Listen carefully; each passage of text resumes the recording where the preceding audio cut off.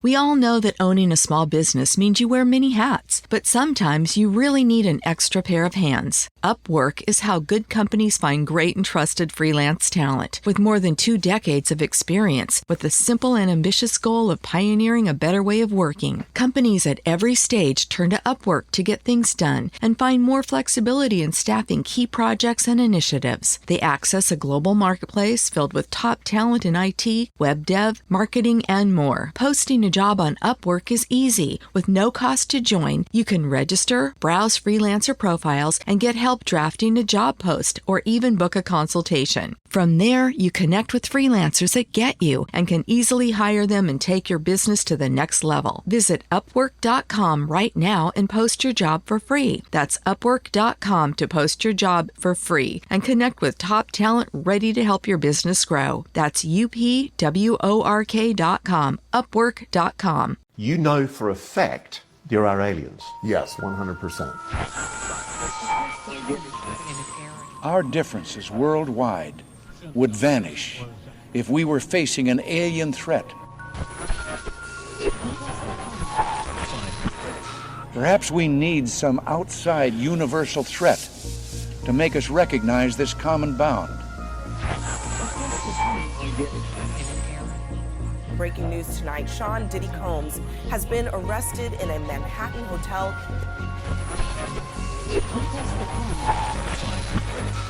This is in relation to some comments that you've made on a Facebook page. This is a Fox News alert. The Epstein files have been released. Across the pond. You're looking at now, sir. Everything that happens now is happening. Very serious. Now.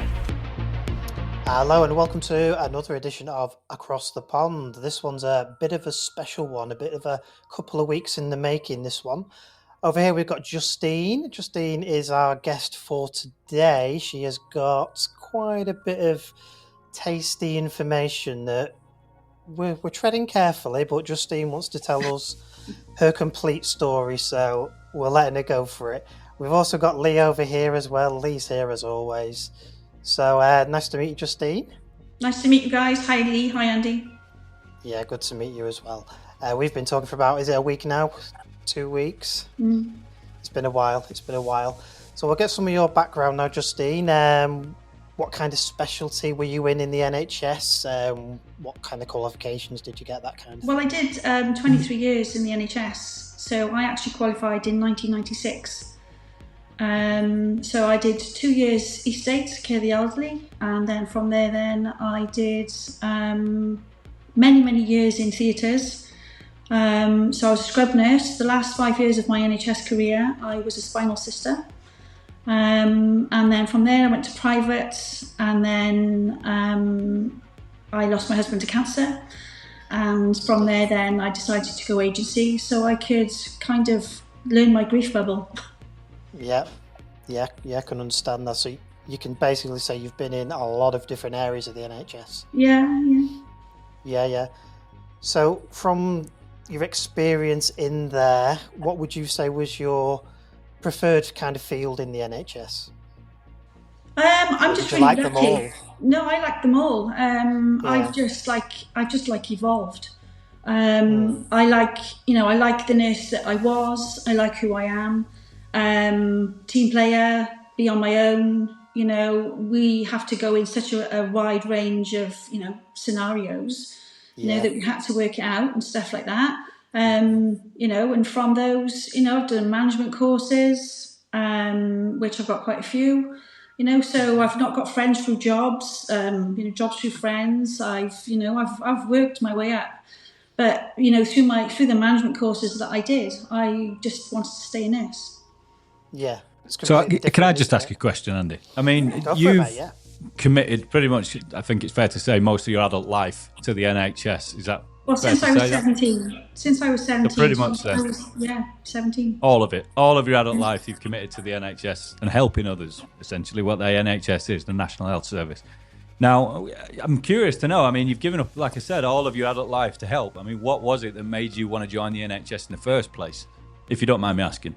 No, it was your first job. you know, when you first qualify and you're like really excited and, you know, and I'm being honest, we had this wonderful matron, I'll never forget her. But, you know, she was strict, but guess what? She never bullied. And we were really lucky that we didn't have that. We had like training on the wards, you know, for your IVs, your things like that, your bloods, your cannulas. We did all that on the ward, and it's really changed. So that's how I look at it. But from a perspective of when you was growing up as a young girl, did you always want to join the NHS when you were growing up? I've wanted to be a nurse since I was 4. So caring for people is always something that has come naturally to you then? Yeah, I just liked what I did. You know what I mean? I do kind of. I've always looked at it, serve others, because that's what you're trying to do. And any kind of things that ever happened to me in my life, I always try to help others with it rather than. So my career, so when I got suspended, all of that was taken away from me. I couldn't help no more. I wasn't the person I was no more. And then I'm fighting for my innocence. And it just escalated and just spiraled out of control, the whole works of it all. So when I think about the NHS, truth be told, from my experience, I picture people like yourself. I think people who've always had that affinity with caring, and they've always wanted to be nurses growing up. They've always wanted to be in that field, helping people. That's the stereotypical image I get in my head when I think NHS. But I think potentially what we've got coming over the next 45 minutes to 60 minutes might change that, potentially, based on what you're about to tell us. And it's not just me who's sitting here listening and thinking that, I don't think. I think that a lot of our viewers would also be of the opinion that most people within the NHS are them lovely, caring people that we've sort of come to stereotype as being our nurses. So I'm interested to see where this is going. But that's why I wanted to know what it was that made you want to join the NHS initially. I had my little uniform when I was 4. You know, I did. Honestly, I had my little red cross. Do you know what I mean? And I was the same. I was the same with the army, so I understand completely. You know, I thought you were going to say nurse's uniform then. And it was something. I know. But believe it or not, it's like they still used to wear the hats. You know, Morriston, they used to years ago when I first qualified, and but. It's like anything. You do your job, you still got your little issues and stuff like that, and you're always trying to like sort things out and get calls in the office, and then there's something else, then there's something really big that goes on, but the bullying you'll always notice with managers. I can tell you something later on and it's not nice, but I'm trying to say that I think because of who I was and the person that I am, I don't tolerate bullying, and I'm not a bully. I've never been a bully in my entire career, and anybody that says any different would be like, I really would challenge them, because I never hurt any of them. I was always a teacher. I was always trying to go, right, there's always another way to work around this. Let's sort this out. Let's sort that out. You know, I've always been like that. I've never been anything different. I've never tried to cover up something. If I was in the office, this has happened, that's happened, hands up, you know? Yeah. But it's really in the last 5 years, I've noticed really the change since COVID. Yeah. COVID really broke my heart, and I'm being honest. I think it broke a lot of nurses, didn't it? A lot of nurses got disconcerted with the service after that kind of period. Yeah. I don't think it was just nurses either, was it? No. It wasn't just nurses. It was a lot of people who were seeing lots of things going on, and it was just such an unkind time. Definitely was. Definitely. Would you say that was when you started to notice things? Definitely. Oh yeah. 2020. And everything prior to 2020 was above board, and as you imagined it would be, working with the NHS. Just like you said, just get, it's like, I had, I've got children, and not being funny, you getting your children ready for work, and you're going to work, and you're getting up, aren't you? And you cycle all day, isn't it? Yeah. It's coming home shattered, and then it's seeing your children, trying to do a hobby, and then back to it the next day and stuff like that. But that was the norm prior to 2020 as well, wasn't it? You just do it. That's the job, the nature of the job, isn't it? But you didn't notice anything untoward or anything potentially simmering below the surface prior to 2020? I'd had other things. If you really want to know, I'll tell you. I'm not going to bowels about it at all. I was actually, I do actually have the date. I can't remember it off by heart. I was actually accused of showing my breasts in theatre, and the person who reported me wasn't there. So this happened when my children were about 3 and 6. So when that happened, that's when I come up against the board. There were about 15 of them in the room, and got your RCN rep with you and stuff like that. And you're like, oh my gosh, I didn't do these things. And then you're like, more and more stuff comes out and stuff like that. And I'm saying this now because, I've had an unblemished record. I've not, things, but these are the things that the public need to know, because I think that they do, right? So I was groped on nights, right? And I reported that incident, right? And guess what? Nothing was done. They did stop the nights, right? But that was me going to the Heath. So, but what happened was when I was there, I come up against one thing, and then all of a sudden a colleague accused me of something else. And I'm like, oh my gosh. And what puts it on you? I was 30, so that's 22 years ago. I'm 52 now.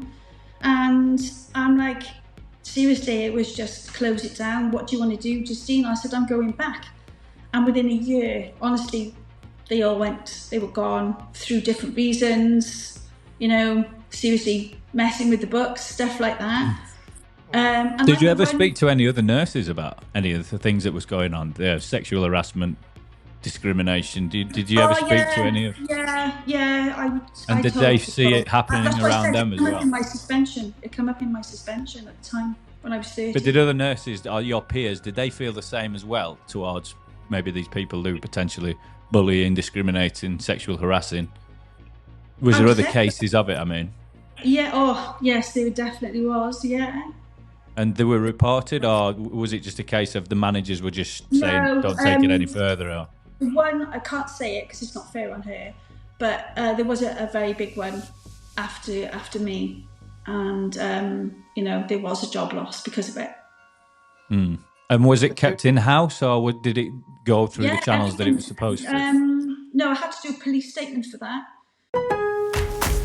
Memorial Day doorbuster deals are here at Lowe's. Right now, Rewards members save $80 on the Master Forge 4-burner gas grill, now just $149. Plus, Rewards members save $900 on the Lowe's exclusive Hisense French door refrigerator, now only $999. Lowe's, we help, you save. Valid through 5/26. Selection varies by location. While supplies last. See Lowe's.com for more details. Program subject to terms and conditions. Details at Lowe's.com/terms. Subject to change. Because she was a colleague. Yeah. Mm. And was it the wrong or right person losing their job? Yeah. It was the right person that lost their job. Well, justice has been done in that case then.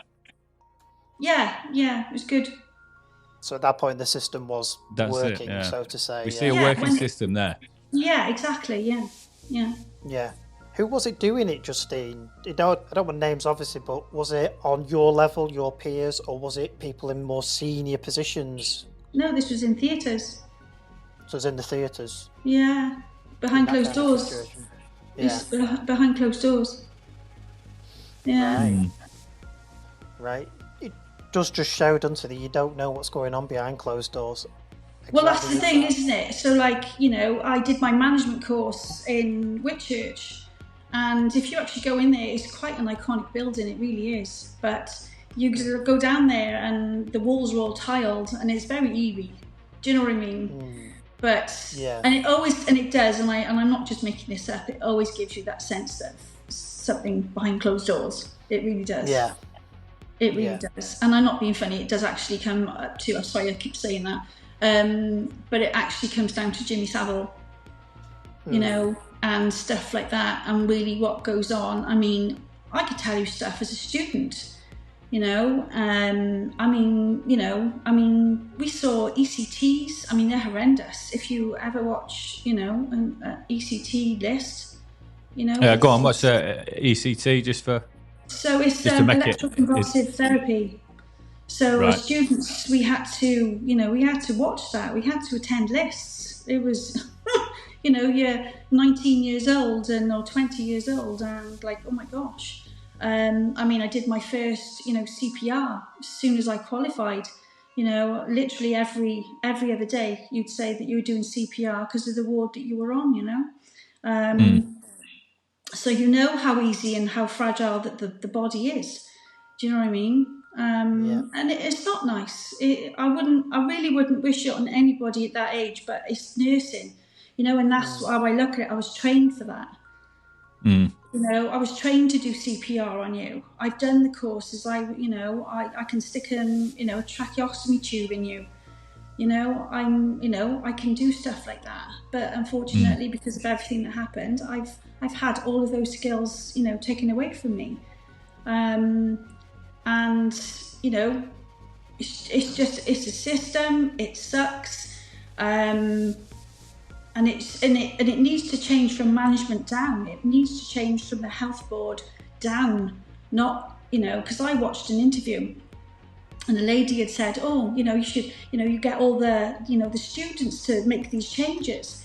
You can't make changes through students. You make changes by sorting the top out, by sorting out the top of the health board out. Because if you don't, you're going to keep looping every single time. So the learning, the learning cracks me up, because what is the learning? Everybody, no, right, we've learned from this. So guess what? Now we're going to put something into place. We're going to do sessions. We're going to do, so especially A&E. So in A&E, you've got lots of students and lots of newbies, right? They've just taken them on. And they don't have the experience of somebody like me with 30 years experience. They don't have the courses because they're waiting to go on the courses. And it could be 4, 5, 6 months before they get on to do their cannulas and bloods. They can't do ECGs. They can't do stuff like that. So I actually called it bridging the gap, which they actually need somebody who has all of those skills, because managers do managers' jobs. Right? Yeah. They still don't do pumps. They still don't do this. There's still staff that don't do them. Right? And when you become a manager, you totally come off this, off the track. But you still have to have somebody to support these people so that they don't have patients. But guess what? What they should have is these nurses know, do you know what? I could go to that person. They'll help me with my pump. And guess what? That's how you learn how to do the pumps.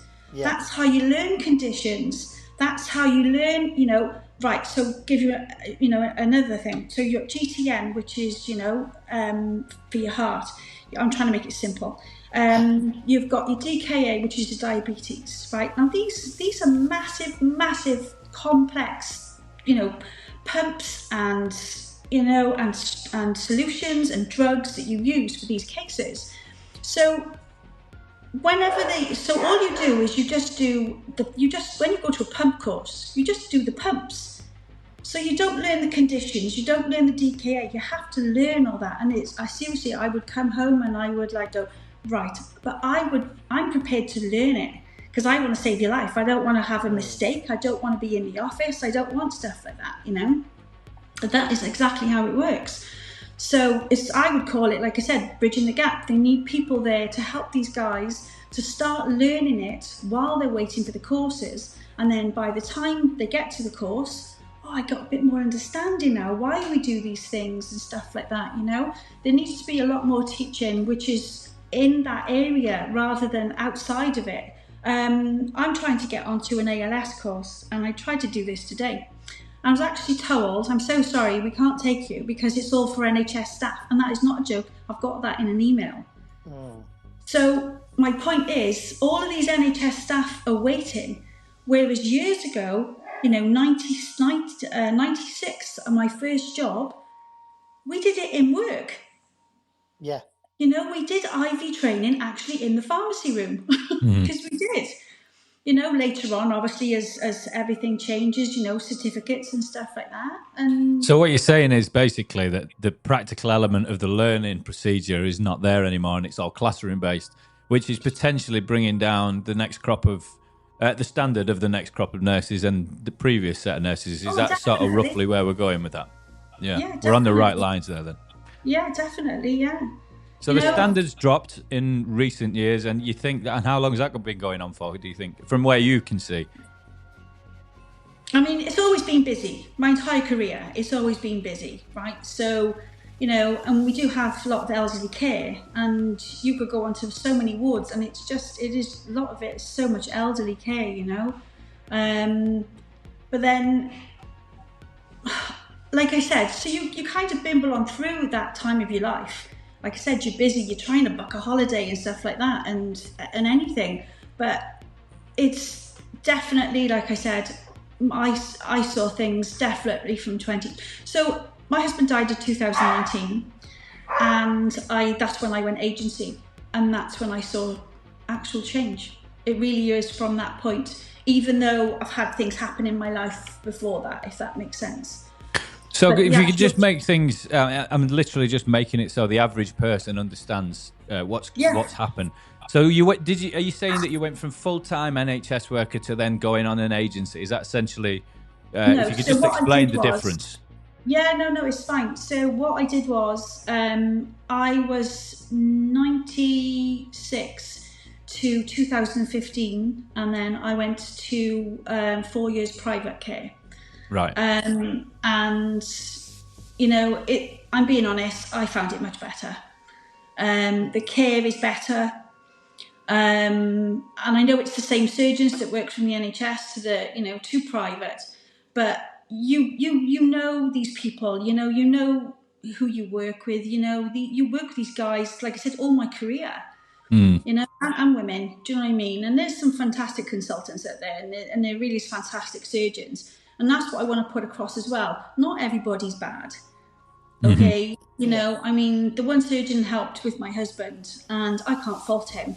I never need to blame that man. I never need to do that. I never need to make a complaint, because I've never known such a strong team. Do you know what I mean?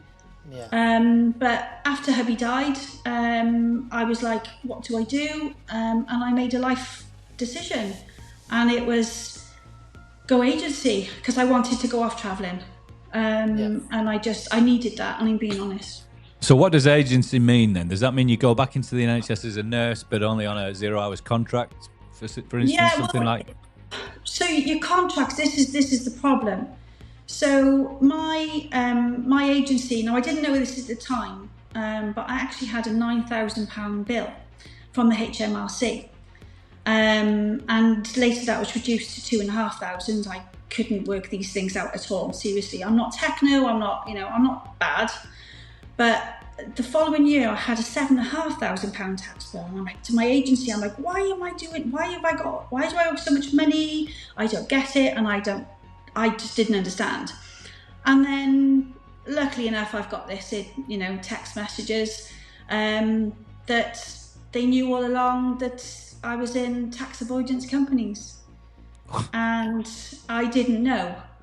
So what I'm trying to say is, there's so many of us on an agency that we don't know about tax avoidance companies. Now, the huge mass of this, right, is that, so when I'm suspended, obviously 5 years later, after joining an agency, and this is how the breakdown works. So I find out through my suspension that I don't have no legal, I don't have no advice, no support, right? You get no sick pay, there's nothing. And this is how then, that's how I find out later, it's a tax avoidance company, a proper one. So what I'm trying to say is that you have all these agency nurses all around the country, and guess what? They're not, and they do not have a proper contract. Now, I signed mine, so I thought, it's a contract, it's signed, so everything's tickety-boo. But it just doesn't work like that. So you have. Go on. Does that come down to the agencies then? Are they just not protecting their sort of employees the way that it should be, i.e., you guys? So they're actually set up as tax avoidance schemes. So they're illegal then? They are illegal. And how are they operating? So who's hiring via these agencies? I'll tell you that now.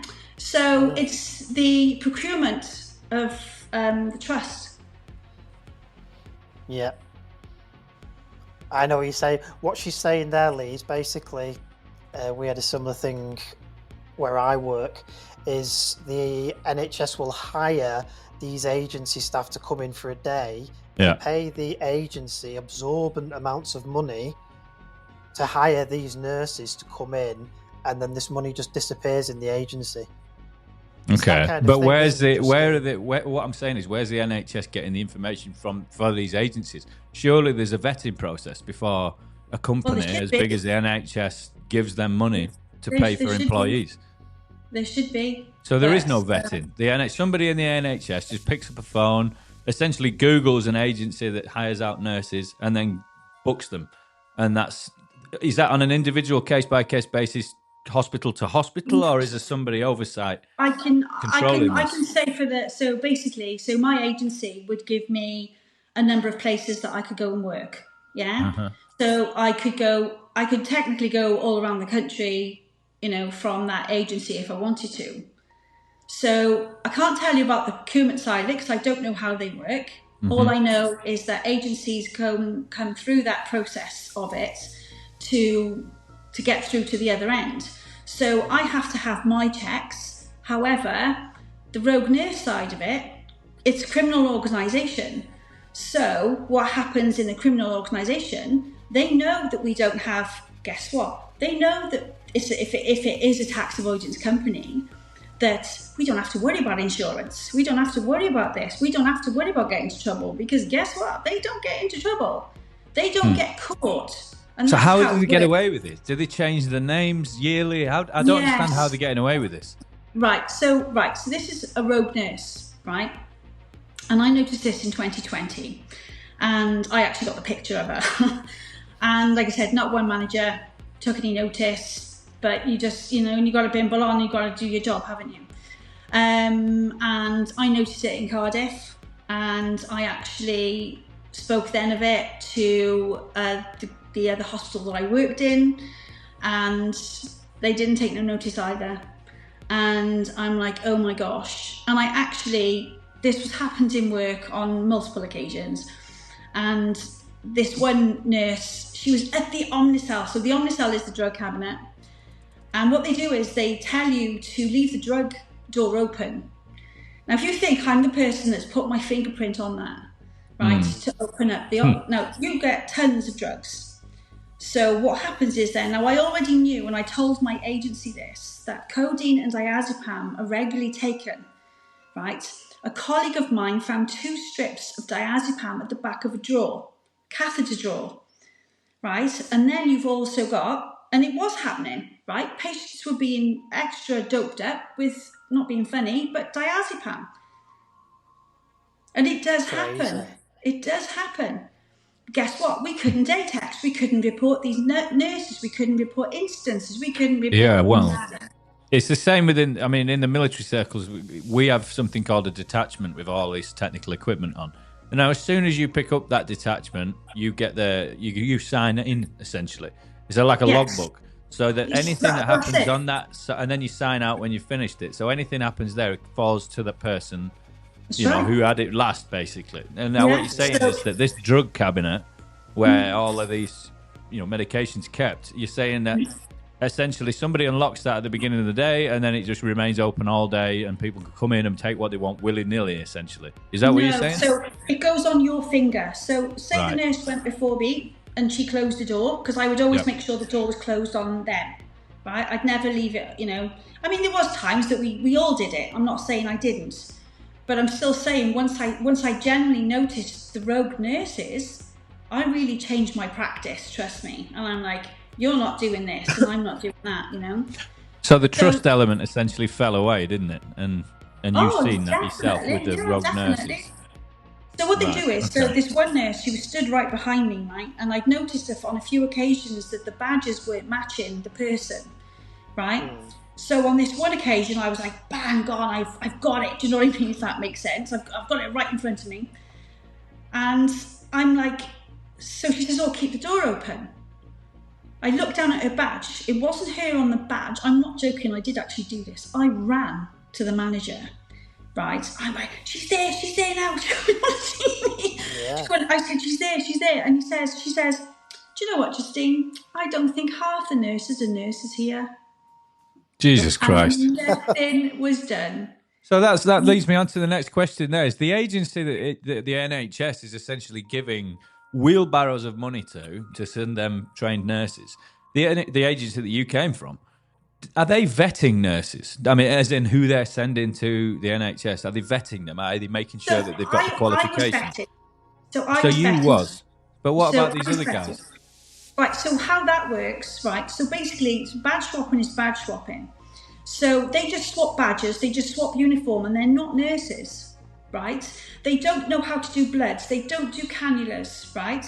They don't do OBS. They even admit OBS. They don't even do OBS properly. So that's my question: is who's vetting these people? Because those are basic things that you learn in basic training, essentially, for nurses. Am I wrong? Am I right in yeah, but that's what I'm saying. So the rogue nurse is an organised crime. So what they do is they come down together, right? They live together, and they bed hop. Right. So this is beyond the agency, then. So this is between the agency and the definitely. NHS. This is a scheme the nurses are running, not the agency, not the NHS. This is the nurses that are running this little scheme. So to what end, can I ask, or what do you think? Why would two people swap over one shift? Why do you think that is? Well, it's money, isn't it? It's cash. Yeah, but if they're working off one ID, that's two people working for one wage. It doesn't matter. They were doing double shifts. So what they would do is, so when I caught plot thickens. So they're working overtime as well, right?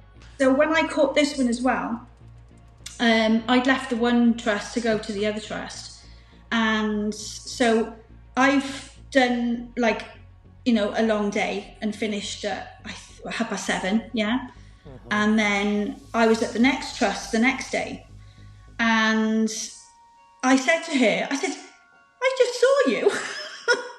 She went, no you didn't. I said, I did, I just saw you. I said, so you've done a double shift, which we know is illegal, right?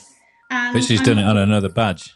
Yeah, and that's all they do. Wow, and that's them swapping. So the one who worked at that hospital swapped with the other person. So they essentially just met on the underground, swapped badges, and then went and did another shift in another hospital, illegally. But it's why they're always late to work. Unbelievable. Because they have to swap. But honestly, that's why patients are neglected. That's why patients are needed to dying. So hang on a second. So let me unpack this, just because I'm really shocked at what I'm hearing here. I'm sorry I keep interrupting, but this is blowing my mind a little bit. Am I right in thinking here that there are two nurses swapping shifts, changing over ID cards so they can work a double shift? That's what I'm hearing, isn't it? That's genuinely what I'm hearing. So they're working essentially a 24-hour shift each to get double the pay at the expense of the safety of any patient that they come into contact with. Yes, and not only that, but they're also not accountable for anything that goes wrong during that time because they're working off a different ID card. So the other person would get in trouble, not them. Yes, as well. And I can't believe I honestly can't believe what I'm hearing. And then that depends what ID card, doesn't it, as well? Who's on this ID exactly. card? That's the point. That's so why you could borrow in my badge. Jesus Christ, honestly. This is also, you've got wig swapping. Wig swapping? Go on. Mm-hmm. So it's where a lot of the black nurses swap their wigs and you don't Oh, my Lord. Oh. And I'm going to ask you this question. Do you find that this is a predominantly... is it specific to any particular ethnicity or sex? Is it the male? Is it the ladies? Is it the... At the time, it's definitely from London. From London? Because they all lived in the same... They all came down and lived in the same place, which was, I think it was called the Village. And again, I'm going to have to ask, would you say that they were foreign-born citizens of the country, or would you say that they were born from the UK? Foreign-born. No. So this is a foreign-born issue then? Yeah. And the specific hospitals that you came into contact with, the two that you've mentioned, with the swapping of the badges, is this something that you became aware of happening at other hospitals in the UK? I told the managers. And but I mean, so they did nothing. You told your chain of command they didn't take it seriously, or they just ignored you, whatever it was. But did you ever get wind of it happening at other hospitals? The same thing, the same scheme with the same agency nurses, essentially putting people's lives at risk by swapping badges to earn more money. Is that something that you heard about throughout the rest of... Seriously, I just noticed it myself. You just noticed it yourself in your environment. So I'd be interested then, and I hope that anybody who's working in the NHS, nurses who see this, potentially may have experienced something like this themselves. I would say, this is a case. Somebody should come forward, if this, because this is real serious. Well, I told my colleagues, so like the imminent colleagues that I worked with, so I would just say, look, just be careful, just in case they're not a nurse. Yeah, definitely. Yeah, there's that. But even if they are nurses, what I'm trying to say is, like, it's not. I did say to people at the time, because I'm like, well, the managers aren't listening to me. So I've got to go and tell these people not to keep the door open on the Omnicell. I'm like, don't leave it open. I mean, these are new guys, do you know what I mean? And these are new women and men, like qualified. And I'm like, please close the door. Just close the door. So what happens is, right, they don't, even when you, honest to God, you can confront them, right? Just say, no, I'm not leaving the door open. And honestly, right, they just walk off. And it's like, there's no challenge, there's nothing, zero challenge at all. And they just go, oh, okay then. And people within the chain of command, they ignore this kind of behaviour. Yeah. And do you think potentially, I mean, now that we've established, obviously, that most of these people involved in these schemes aren't born of the UK, now that we've established that, do you also believe that potentially DEI, or the potential for being called racist, is a reason why that chain of command didn't take disciplinary measures against these nurses? It's definitely that, Lee. Definitely. And I'm scared. I'm going to save my own skin, keep my job, and say nothing. Yeah, it's a fear thing. But again, the racism card is actually used by a lot of them. Well, that's not a shock to me. I've experienced that myself. Yeah, and I come up against that, and I'm like, really? I just thought, when all these things were escalated, I'm like, hang on, you left a patient in a full diabetic ketoacidosis. You did do no pumps, but yet you're telling me I'm racist. I just didn't know where it come from. I've never been racist. Any of my colleagues or anybody knows me. I've never been. Yeah, I'm sort of the view that within the NHS and the military, actually, to be fair, and any public service, in fact, any workplace, is that there is one thing I think maybe comes above all else within the NHS, and that's possibly the care of the patients within, under the umbrella of the NHS. Maybe the care is more important than, what colour skin people are.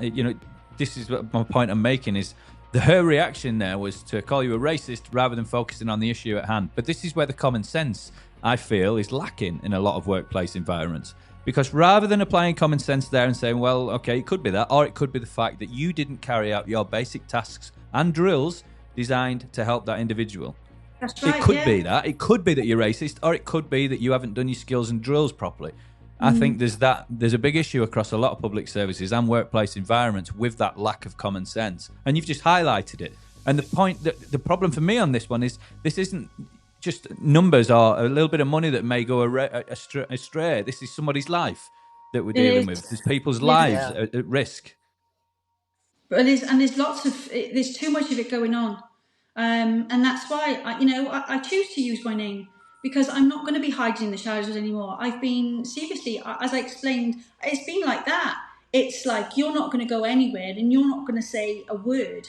And it's like, are you kidding me? I'm not letting any more patients die. I'm not doing it. Honest to God, guys, I'm not. This is, I mean, just from being on at this long length of time, I can see what we've got on our hands here is that there is a scheme being ran, an illegal scheme being ran by illegal nurses who are being hired through essentially illegal companies as well. Yeah, and this is going unchecked. And the chain of command are not acting upon it because they're too scared of being called racist. And again, this is something that we've heard many times already through various different occasions, not particularly with the NHS, but with other realms.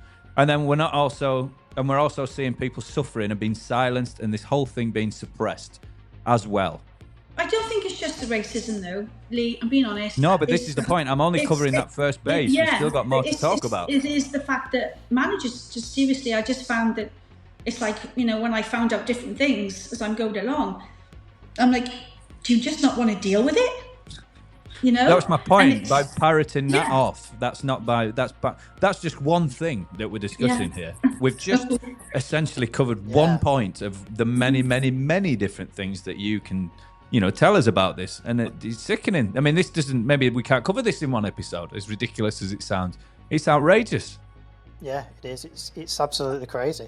And I swear to God, I want as many people from the NHS to see this. Not because I want heads to roll. I mean, yes, of course. People deserve to be punished for this. But I also want other people who are out there working in the NHS, who are in maybe the situation that you was in, a few years ago, who are suffering, who have seen this, who are seeing this all around them, and to come forward and tell us, and say this, because we can't allow this to continue. Well, put it this way. There was only a couple of people that helped me for my court case, okay? And not anybody else came forward to even help me. And that's out of fear, isn't it? Yeah. So the statements that I had for court, they both had to be anonymous. And in those letters, there is lots of detailed stuff about the cover-ups. It's about there's an assault on, by a healthcare assistant on a nurse who wouldn't report it. And it's because she's friends with the manager. This was all happening and this is all going on. And this is guess what? If you don't wake up now, NHS, there's no health in it. There's not going to be no trust in it. So if you don't, if you don't sort these things out now, I'm on here, I'm talking to you guys. Hopefully somebody will go, do you know what? We seriously need to listen to these nurses. Because I go to work. I go to work to save your life. I don't go to work to end your. You know what I mean? Obviously, end of life is different. I'm not saying that, but I don't go to work purposely to end your life. I don't have manipulation skills. I don't need to go around a question. I'm quite direct. It's not about confrontation. It's yes or no. If I need to talk to somebody, I would have spoken to consultants, surgeons. You look at anybody that I've worked with my entire career, and I can honestly tell you, right, I will get this. I will get an excellent, Justean was excellent at her job. Yeah. Because these people know me. You don't want to support me, that's fine. But guess what? I'm going to prove to it, right? And I'm going to do all these, and I'm going to do more podcasts, and I'm going to build my army, right? Yeah. I don't think that would be hard to do, to be quite honest with you, after what you've just told us. Because I am not going to be there anymore. And also, I know so many people, they can't talk, right? So if you look, I'm not talking about just staff, okay? So if you've got vulnerable people, right? You've got elderly, you've got dementia, you've got suicidal patients, right? You've got all these array of patients and end of life. Guess what? They can't advocate for themselves, right? So I'm going to do this. I'm going to share my name and I'm going to do this for them, because you know what? If we don't get somebody to stick up for these people, where are we going to be in the next 10 years, right? Where are we going to be in the next 35 years? You look at Robbie Powell, right? The poor kid, 35 years later, his father is still waiting for answers. You see, all of these things are like, why have we got to wait another 35 years? How many more deaths?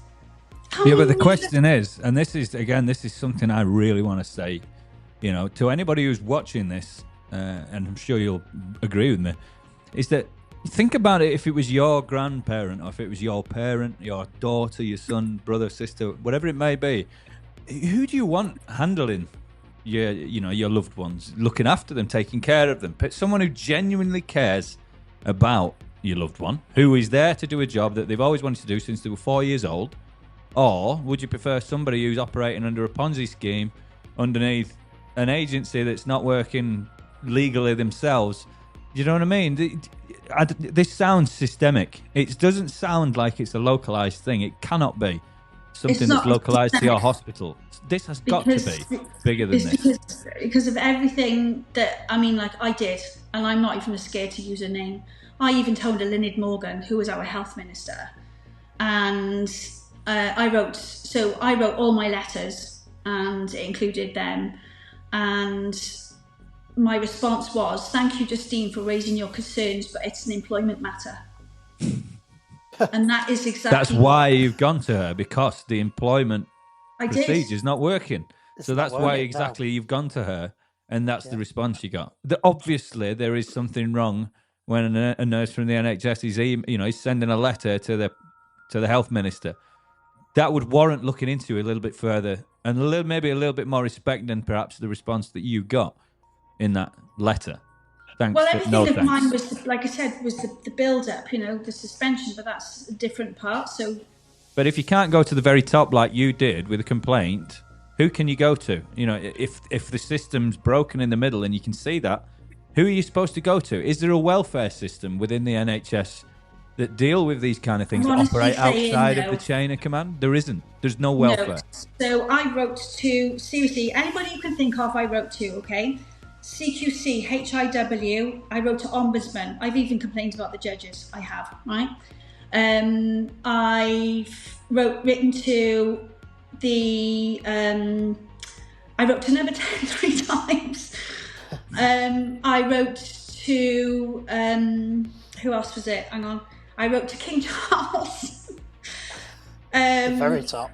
I did go to the very top. I just thought, well, there's one more to do, so I might as well just write to say I'd done it. So this is obviously serious then. I mean, let's be quite honest. Andy, how many letters have you wrote to King Charles in your lifetime? Not that many, I can imagine. No, I'm the same. No. I've had grievances and I've been annoyed with my employer, but I've never felt the need to write a letter to the King. So I do have what I'm something trying funny to say to tell is, you. I did actually write to the Home Office.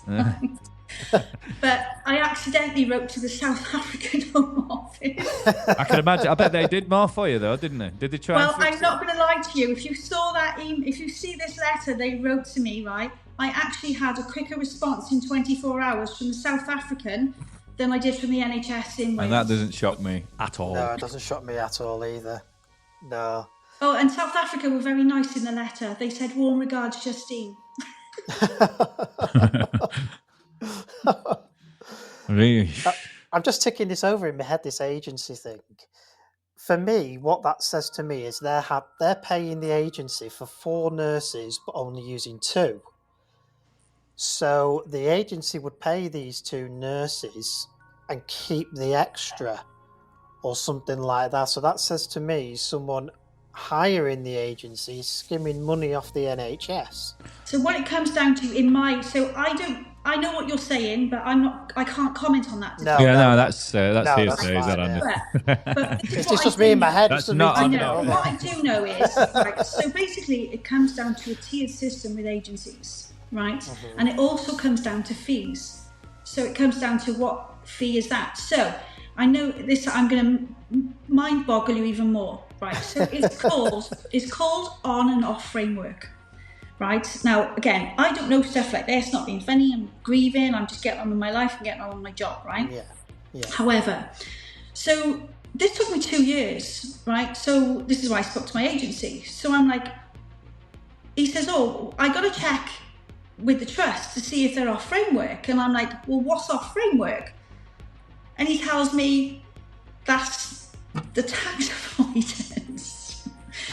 So I'm like, well, how does that work then? And then it works out that you just pay the lower tax. So nurses they pay the low tax. Now, because I was on framework, I thought, how have I got such big, huge, massive bills from the HMRC? And that is exactly how it works. So if you're off framework, it means that basically it's the tax dodge. Yeah. And that's my knowledge of it. I don't know the rest of it because I don't do their jobs. Do you know what I mean? And I'm certainly not into organised crime because I'm too busy. Yeah. Sounds to me like some of these, the agencies. It sounds to me like the agencies are operating under their own scheme. It sounds like so the agency, nurses they do know. The agency already know, and obviously the trust know, because when I was suspended, what you have then is, oh, do you know what? It doesn't matter because Justean's not covered because she's in a tax avoidance scheme. So they already know that doesn't matter that I'm trying to get legal or I'm trying to get cover because I'm null and void. You're technically not there, so to say. I'm not there. You're not covered. No, you're not covered at all. And that's what I said. It's only that. So everything comes out of your own pockets, basically. So this is why I'm trying to get it out about the tax avoidance. So this was last year as well. So what I actually find out was that Acacia, which was my payroll, okay, and the one after that the agency is, so when Acacia went down under, and you can read up that one as well. So what happened then was they flew to a company called Umbrella Union. Now, I had a letter from HMRC and I rolled the dice again. And within 2 weeks of me telling HMRC about Umbrella Union, they were again investigated for tax avoidance schemes.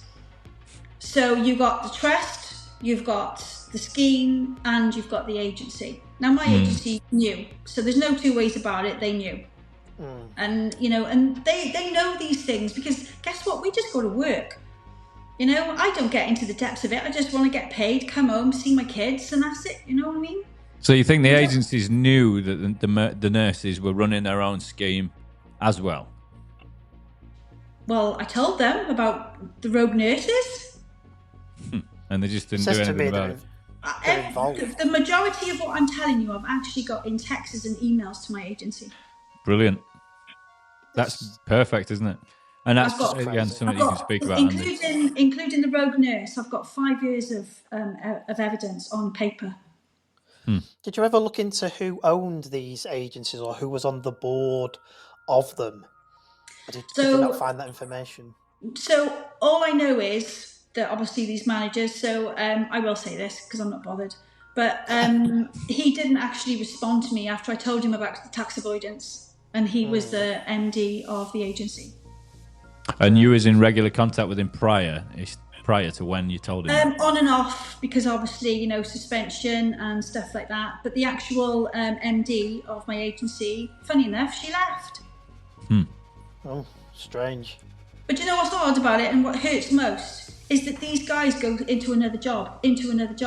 I haven't worked for 2 years because I've been a whistleblower. Because that makes you think, doesn't it? Is it a push or jump type scenario for these people?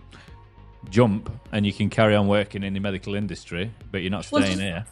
Did you know that? Do you know about the DBS? No. Do you know that there's so many people that don't have to have a DBS check? Oh, the DBS? No, I didn't know that. Who? Right, so MPs, government, they're not checked. So that's how they jump from pillar to post. That's how they keep in their jobs. But that also means that they can be fairly high up within councils and people that control local money, right? It's councillors as well. Yeah. So and these people are elected officials. And just so I'm clear on this, people that we're electing to put in office, they're not required to have a DBS check at all. So, okay. So this essentially they could be on any sort of list, and we wouldn't know. All right. Okay. And these are the people controlling the money that's flowing into the NHS, right? Probably. Yeah. And how much money is spent on private healthcare sites and NHS sites in their constituents. Mm-hmm. Right, okay. And where the money actually goes as well. Does that seem right to you? Does that seem right? Because I'm going if I work in a bank, for instance, and I get a job as a teller, right, on the front desk, taking your money and just doing your basic stuff, I need a DBS to deal with those £5 and 20 pences that you give me, right? Yes, right. So why does the person who is dealing with that bank not need a DBS? I don't understand. Mm-hmm. It's crazy, isn't it? Are we just literally pointing out huge flaws in the system here, or what? But this is ridiculous. Why is this common knowledge? No.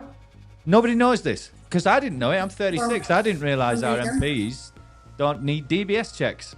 No. Or councillors or any elected official for that matter. Google it. That's crazy, isn't it? I didn't know that today. Yeah, so if you think I have to be DBS checked, because I have to, like you guys, okay, to work with the public, do this, do that, and yet I have to pay, like, if you think about it, I've paid for 33 years of DBS, right? Yeah. But the next person doesn't, they're not even, if you think about it, they don't actually contribute to, what's it called, the system, do they? No, they don't. No. They're not contributing to the system. I can't believe this. I can't believe we've only covered the first point. I know. I didn't expect this to take this long just on the first point. There's so many points to cover, isn't there? Outrageous. Crazy, I think maybe we do a series. We'll cover this one tonight and then another one another night because there's so much. I mean, we've literally just covered the agencies and the rogue nurses, and we've done near enough an hour. Good God. We could go into more on that as well. Absolutely we only just scratched the surface on that one. The Jesus Christ. I can't believe it. I can't believe it, Justine. This is, like I said, one scratch of the surface. It's mind-blowing when you think about it. When you have like night shifts on these wards, you can potentially have three. Would it be 3 nurses on a ward at night? Well, when I was less than that. Well, when I was groped, it was just the 2 of us. So it's just 2 of you. Who did the groping? Can I ask? Do you mind? Is it a doctor, another nurse, a patient? It's a healthcare assistant. Healthcare assistant. And do they come via agencies as well? No, they were just employed. But at the so time, they come up through the NHS as employees then. Yes, but at the time when he done it, it's true what he said. So he grabbed my chest as he was walking past me, and he said, "You know, you want it." So what I did was, and this is a true story, I actually locked myself in the porter's bay that night, and I told a colleague in the morning. I don't blame you. Because it was one-on-one, so it was very difficult to broach it. What's one-on-one? What are you going to do about it? However, when I was suspended, for allegedly, like I said, flashing my breasts. Bear in mind that was actually to an intubated patient, and there were several staff in that theatre. And if they're all hearing this and reading this, guess what? They'll know exactly what I'm on about. So they all had to make statements. I was suspended for 3 months on the NHS. And can I ask what they said? What did they say in these statements? Because what we're saying here, if you've been suspended for this, then 7 statements went in, and 7 statements said that you revealed yourself. So they've all lied, essentially. No, they didn't. They all stuck up for me. Okay, and why have you been suspended then? If the people in the room who saw it said, no, that didn't happen. No, so basically it was a manager that wasn't even there that reported me. Right, and they've suspended you barring an investigation. An investigation that should have finished the moment those 7 statements landed on the desk to say, no, that's rubbish, she didn't expose herself at all. Yeah. And that should have been the end of that. But that's what you're still suspended for? No. So somebody else made another allegation, and it just escalated. So I had to prove my innocence on that as well. Shouldn't you have to prove your guilt? Isn't that the way that the system works? Well, the way it's going, yeah. Especially with. Yeah, but that's how it's supposed to be. You're supposed to prove that you're guilty, not prove that prove that you're innocent. Yeah. What happened beforehand, though, Justine? Just before that happened, was there any reason why the manager wouldn't have been happy with you and wanted to maybe get rid of you quickly under the desk or anything like that before that actually happened? I was a good performer. No, I was like good at my job. I really enjoyed it. But I mean, at that suspension, I mean, it just went on. And what you got to think of is that when you're suspended, you look at how much it costs the NHS at that time when I was 30, to take me off work, no shifts, and then to do the investigation. And then I was actually asked if I wanted to have a secondment, which is why I ended up at the Heath. And then, that side of it was very different. Again, managers bullying. And I actually did do this. So it was my last it was my last day when I had to make a decision and my result, if that makes sense. So there's about 15 board members in it. It's a proper big table. And the manager at the time, I'm going to be honest, she was lovely. And she was actually, I think she just got it with me. She just, what are you doing to this girl? Do you know what I mean? It was, she really must have thought like that. But again, she was doing her job. And she asked me what I wanted to do. And I said, I want to go back. So she said, oh my gosh, are you sure? And I went, yeah, I do, because I'm innocent and I didn't do it. So literally the last minute, she actually says to me, she said, have you got anything to say about us? I'm not joking, this is true. And I said, yeah, actually I have. And she said, what's that, Justean? And I pointed to a manager in front of all 15 of these members. And I said, your bullying sucks. My RCN rep was by the side of me. Her name was Rachel.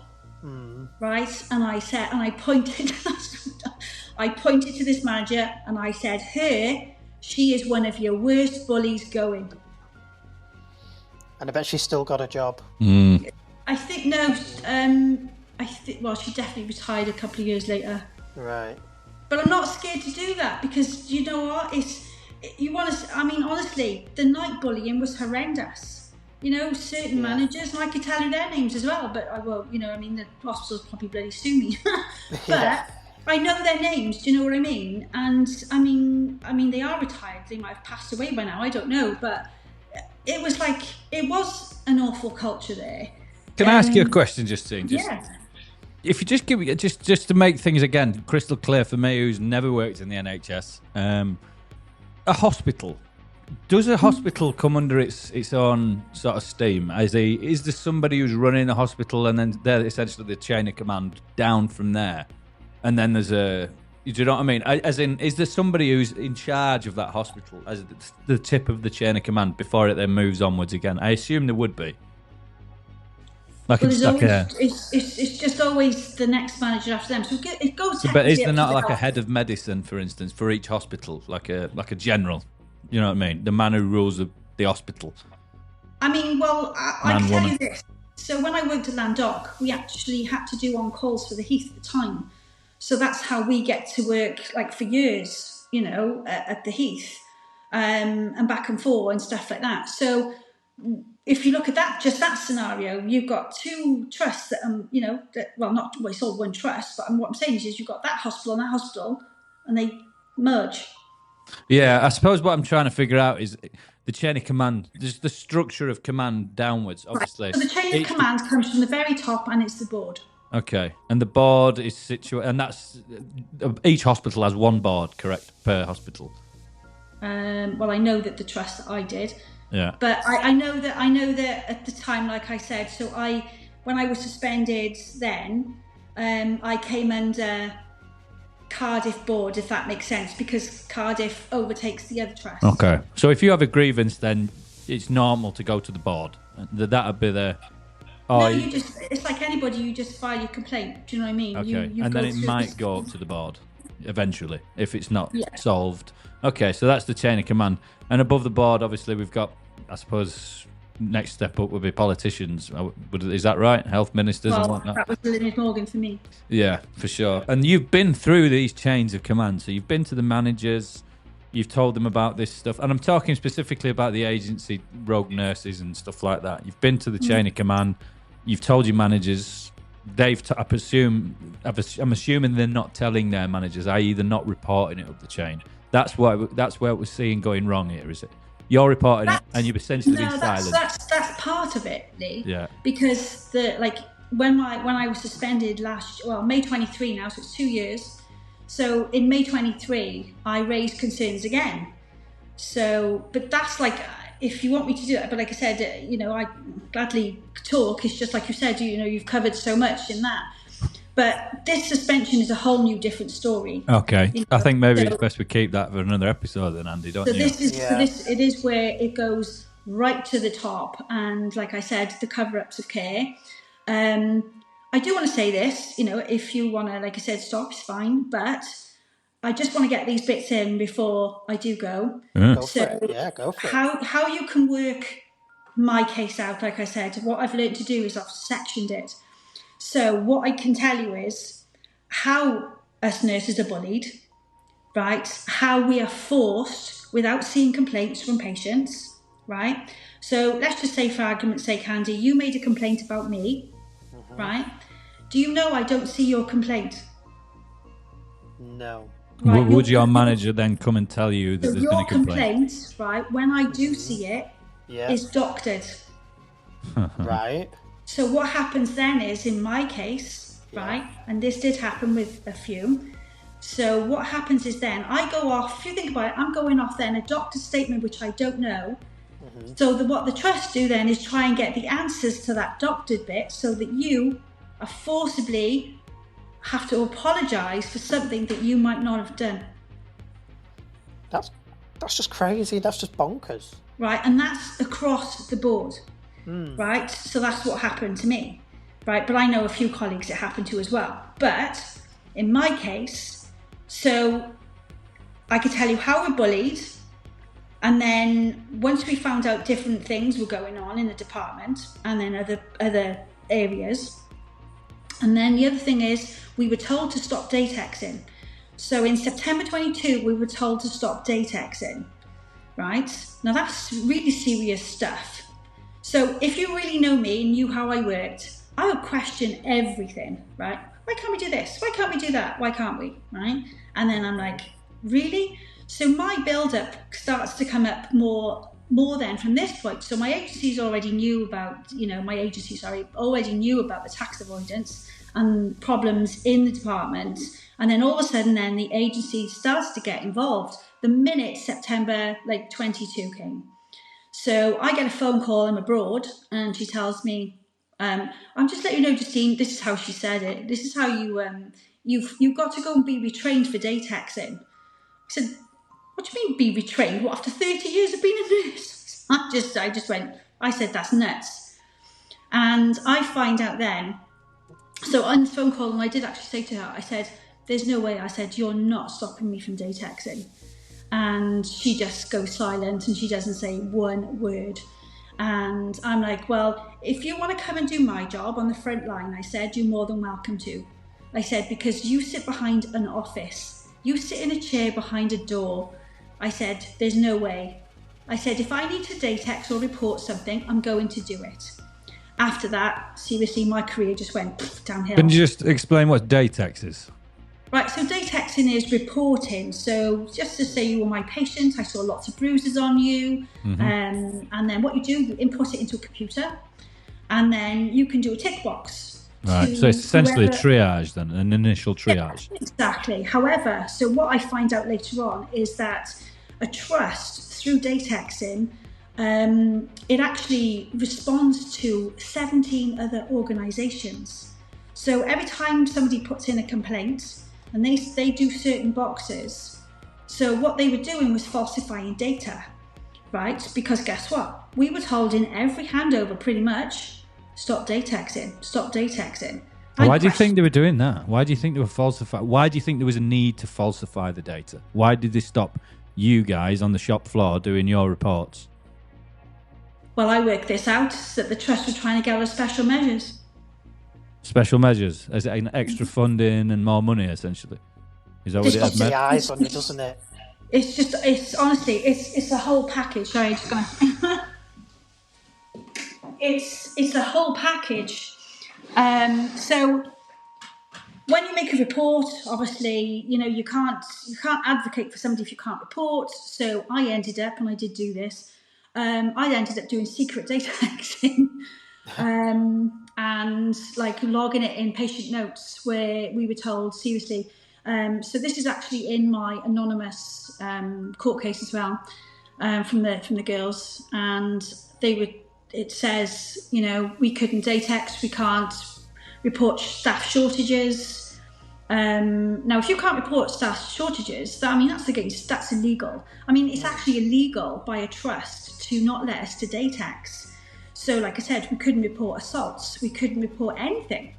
Not anything that you can think of, we couldn't report for you. So how would that information then get passed up? Are you just saying it wouldn't, or it wasn't getting passed up because of that, the lack of reporting? No. So it was just getting ignored then? Oh yeah, we just told to stop datexing, stop reporting. So ulcers, things like that. So I actually went to a manager and I just said, look, can I, document writing down a pressure ulcer? And she actually said no. So I said, well, what's the reason or what's the rationale for that then? And she said, Well, the thing is, Justine, she said, it'll be a hospital acquired anyway, so don't worry about it. That's just mad, isn't it? Yeah. So, hang on. So, it wasn't a hospital acquired because it came from home, right? And then I can't document it, and then it becomes a hospital acquired. So, just giving you the other scenario, the family could sue the trust saying that it started in the hospital. Yeah. Well, the thing is, why would the person be in the hospital? You don't just walk into a hospital. They're there for a reason. Well, yeah. Yeah. That's like me breaking my arm, crazy. going to A&E and saying, I've just broke my arm in A&E. No, that's not. I've come here with this. Oh, my God. Right, okay. So they're purposely getting rid of paper trails for their own benefit. So another one. So I was actually called, this was before my suspension, right? I was actually called in the office about a month before, and I was accused of stealing £200. And I said to this, so bear in mind on this day, there was actually a lot that went on. So she's in the office, and what they do is every month on a rolling rota, right, they are in charge of complaints, right, and they deal with all the feedback and stuff like that, right. What I'm about to tell you next is not nice to anybody, right, so just take the tip from me. So I get called in the office, I'm told that I've stolen £200, I ask for the complaint, and I'm told don't worry about it, that I have to write a statement regardless, right. So I do the statement. I'm not being funny, we're so busy to go back to work and, all the rest of it. That same day, I'm actually in the middle of the corridor, and one of the agency who was considered a favourite, but guess what? A very dangerous nurse, by the way, NHS, just so you know, right? They kept her. Now, a few days earlier, she left 3, not 1, not 2, she left 3 septic patients. No treatment. Right? So, because we couldn't datex it, right, I remember speaking to her, I spoke to the daughter, and I said, right, I'm just letting you know, we can't datex. I said, but if you want to, I said, write it on a piece of paper, on the feedback form, yeah? So what this manager did a couple of days later, she gives the agency the feedback form. She confronts me in the middle of the corridor, telling me who do I think I am, right? I said, do myself a favour. I said, don't you ever come at me in my face ever again. I said, there'll be consequences, right? Yeah. The feedback forms, so any patients that do paper feedback forms, is my tip of a lifetime now, right? Do not put them on paper, because they get put in the bin. So guess what? Your complaints go nowhere anyway. But what they do is they keep the bad, negative feedback forms on the nurses to use against that nurse at another time. So they're good feedbacks, but guess what I did? I got my feedback forms. And I got everything, especially after I was suspended. I got my feedback forms. I've kept them. Just do a log, anybody. Just make sure you do your diary, your document events, and datex. And if anybody tells you that you can't datex, it is illegal. I don't care who they are. So if anybody is watching this who maybe is in a similar predicament, and maybe they are getting pressured, maybe they're not, I don't know. But if they are, what would you suggest that they do? Do it anyway. Do it anyway. And if maybe some heat comes from the chain of command again, who would you report it to? What would you do? So I'm just trying to help, with guidance. Maybe there's others. So it still works out. So it still works out down to due process, doesn't it? Because if you go to that level, they'll say, "What did you do at that level?" Right? Yeah. So you always have to report it anyway. Always document it in your notes, right? So if anything come back from my patients, even years to come, guess what? You get me in a court of law. It was there. It was documented. Right? So even if you couldn't do the datex, I documented it in patient notes. Again, anything could happen years later down the road. But you get me in that court, and guess what? I documented the lot. And then after that, then you datex it. But as I told you, there was lots of times I couldn't date it, so I wrote it, right, to cover my own back. And that is how I worked it. But then, like I said, my story is very different. But I would still say not to do it. You have to do it. Because you're advocating for your patient. You're looking after yourself, your PIN number. And don't forget, the minute you're reported to the NMC, that's it. The first thing they want is documents, evidence, this, that, and the other. You know, because that's another report system altogether. You know, and that's what the NHS put me through as well. All that for finding out and making disclosures. So that nurse, then, the one who left the 3 sepsis patient, was she also via the agency? She was one of the suspect nurses, rogue nurses. Not a rogue nurse, from what I'd worked with her for a long time. Okay, but she wasn't. So she wasn't one of the badge swappers, but she was just bad. She's a bad nurse. Underqualified, did you say? Or did she just get that post? No, they put it in charge loads of times. Okay, and again, is that a DEI thing? You think maybe? It's a favouritism thing. And I've got that in emails too. And when she was left in charge, was this after that she'd left the sepsis patients alone up before? Yeah, no, doesn't afterwards. matter. So after she'd done that, she'd been put in a position of authority. Yeah, and it was because, guess what? She didn't open her mouth. And did anybody else say, you know, that nurse, she's left 3 patients with sepsis, no treatment? There was a few people that were like, oh my gosh, you know. And nobody said anything? Nah. Okay. And why do you think that was? I told you it's fear. It's fear for your job, It really is fear. They really cannot talk, so I am. Like I said, it's fine that, you know, I've got the people that did support me. And it's fine that the ones who didn't support me, they just can't say nothing, or they lose their jobs and they end up like me, you know. Yeah. And it is really the way it goes. So, like I said, even in my emails from my agency to my investigators, you know, I was actually accused of stealing morphine as well. Oof. And all this is to cover up disclosures that I found out. So what do you think? I mean, what do you think we should do about this, Andy, then? Because there's a lot here, and there's a hell of a lot, and I don't think it's right to skim over this stuff. I think it's more important to unpack it all and show it all for the fucking, mind my language, for the shit show that it is. Yes, it is. Oh, I'm so shocked. Yeah, but that's right, though, isn't it? You know, I think it is a shit show, and I think unpacking it the right way gives, you know, the topic the credibility and respect it deserves. What do you think? Everything is going to have to be, we're going to have to do it section by section, Justine. I think obviously we know what's happening with you later in the week, so we're going to have to do more.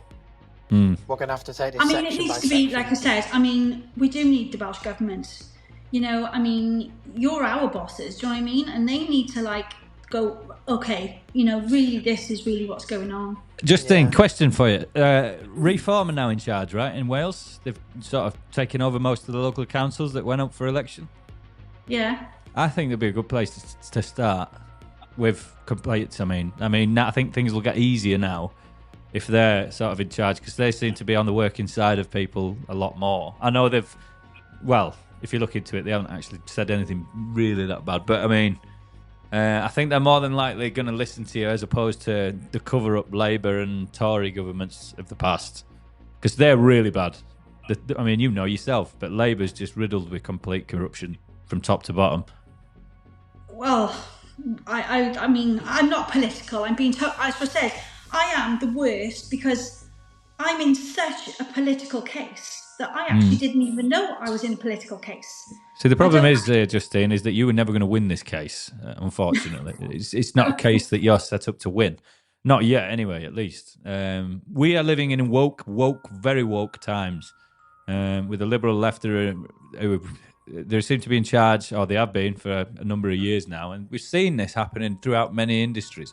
The NHS, like you're mentioning, everything you're describing, this is all commonplace, I think, from things I've experienced as well within the military, and things a lot of people who I know who are still in the military are experiencing currently. It's a systemic issue, and it's the DEI, the woke narrative, that liberal left agenda is crippling the system, because It's prioritising everybody else based on skin colour, sex, sexual preference, as opposed to common sense. I think the fact that you've got Reform now in a position better in Wales, I think perhaps that you might have, I think they'll probably lend an ear a lot more than what Labour would have done. I would like to say this because my situation. So the Welsh Government have actually taken on board some things I've said, which is, to me, it's something. Okay, better than nothing. Because this is across Wales. Seriously, that took 4 years. Because from the initial of complaining and moaning and whinging and stuff like that, and then 2 other things, and like I said, just totally shut down, totally silence. And then, like I said, that got me 4 years, but I did have a good cry over it because it's something. The problem is, like I said, you just happens to be either the wrong sex, probably the wrong sexual orientation, and there's many other things that you probably just don't tick the box of. So you're not worth listening to. This is the system, unfortunately, that we live in these days. No, I can tell you what a lot of it is, Lee. It's jealousy. Well, there's that as well, I suppose. There is an awful lot of jealousy in nursing. And why? You're just trying to do your job. Okay, so you can do a peg feed. Okay, so you can do a DKA. Okay, so you can do a GTN infusion. That's part of your job, isn't it? But that kind of, I think that kind of excellence is a good thing for a work environment, because if you've got if you've got other nurses around you and you know that they're better than you, that would push you to want to do more for yourself, right, and become better yourself. But these people, you're saying they don't see it that way, do they? They don't. It's the jealousy thing, and quite often, as they say, people are promoted from positions based on not the merit, but for other reasons promoted into positions, and that jealousy can then continue into the leadership. It poisons the well. The well is poisoned. No, nepotism is huge. Do you know what I mean? Oh, yeah. I mean, it is shocking. Do you know what? That one's got their daughter there. That one's got their daughter over there. That one's got his son. That one's got a contract through his son. It's not best interest, is it? It sounds like to me there has been something. I mean, like I said, we've only covered the one topic. I'm sure the picture will be a lot broader at the end of the week. But it sounds like to me there is a broken system here that is completely crippled from the top down, with a bad leadership structure, bad central command, whoever's controlling the budgets. It doesn't seem to be an operating system, a system that's working. It sounds like it needs sort of redesigning and repurposing, so everybody's singing off the same song sheet. See, now, like, after my suspension, this in May 23, right? So it's the manager, and then their boss, and then their boss. So I class this like as a spinal cord. So the head, your skull is, the health board, and we're the rest of it. So, but I'm not the rest of it, because we're the nerves, and we're the nerve endings, and we're the little workers. Trying to save lives and trying to sort this out and trying to sort out the concerns and stuff. I generally felt like I was going into shift, honest to God, guys, right, to save lives from these nurses that had just done a night shift with them. And I had an opportunity, and I worked nights with them, and that's how I find out a lot of information. I even said to the girls, right, from London, I said, "What'd you come all that way for?" I said, "It's quite a lot." And even my agency couldn't understand how the trust didn't want people that were regular from our area. You know what I mean? Even in Wales. He couldn't understand it. And then you've got all these other nurses, and they just said, "Oh, we just come down for the money." And that, to me, that was, It's interesting though, don't you think? Because the narrative seems to be that NHS and nurses don't get paid very much, and they're not get paid what they're worth. Yet there's these women flying around all over the place, coming down for the money. That would suggest that it's a lot more lucrative. Is that right, or do you think there's something of foul at play here? Well, like I said, so there was rogue nurses, and that's how they do it. So it's good for the money when you're working a double shift. Well, no, and it's also good for the money because guess what? You're not even trained. Yeah. Oh yeah, So like there's that as handovers, well. right? So honestly, right, you could do a handover, and it was honestly. So you come onto shift, they come on late, and you're like, oh, for goodness sake, we've got homes to go to as well, you know.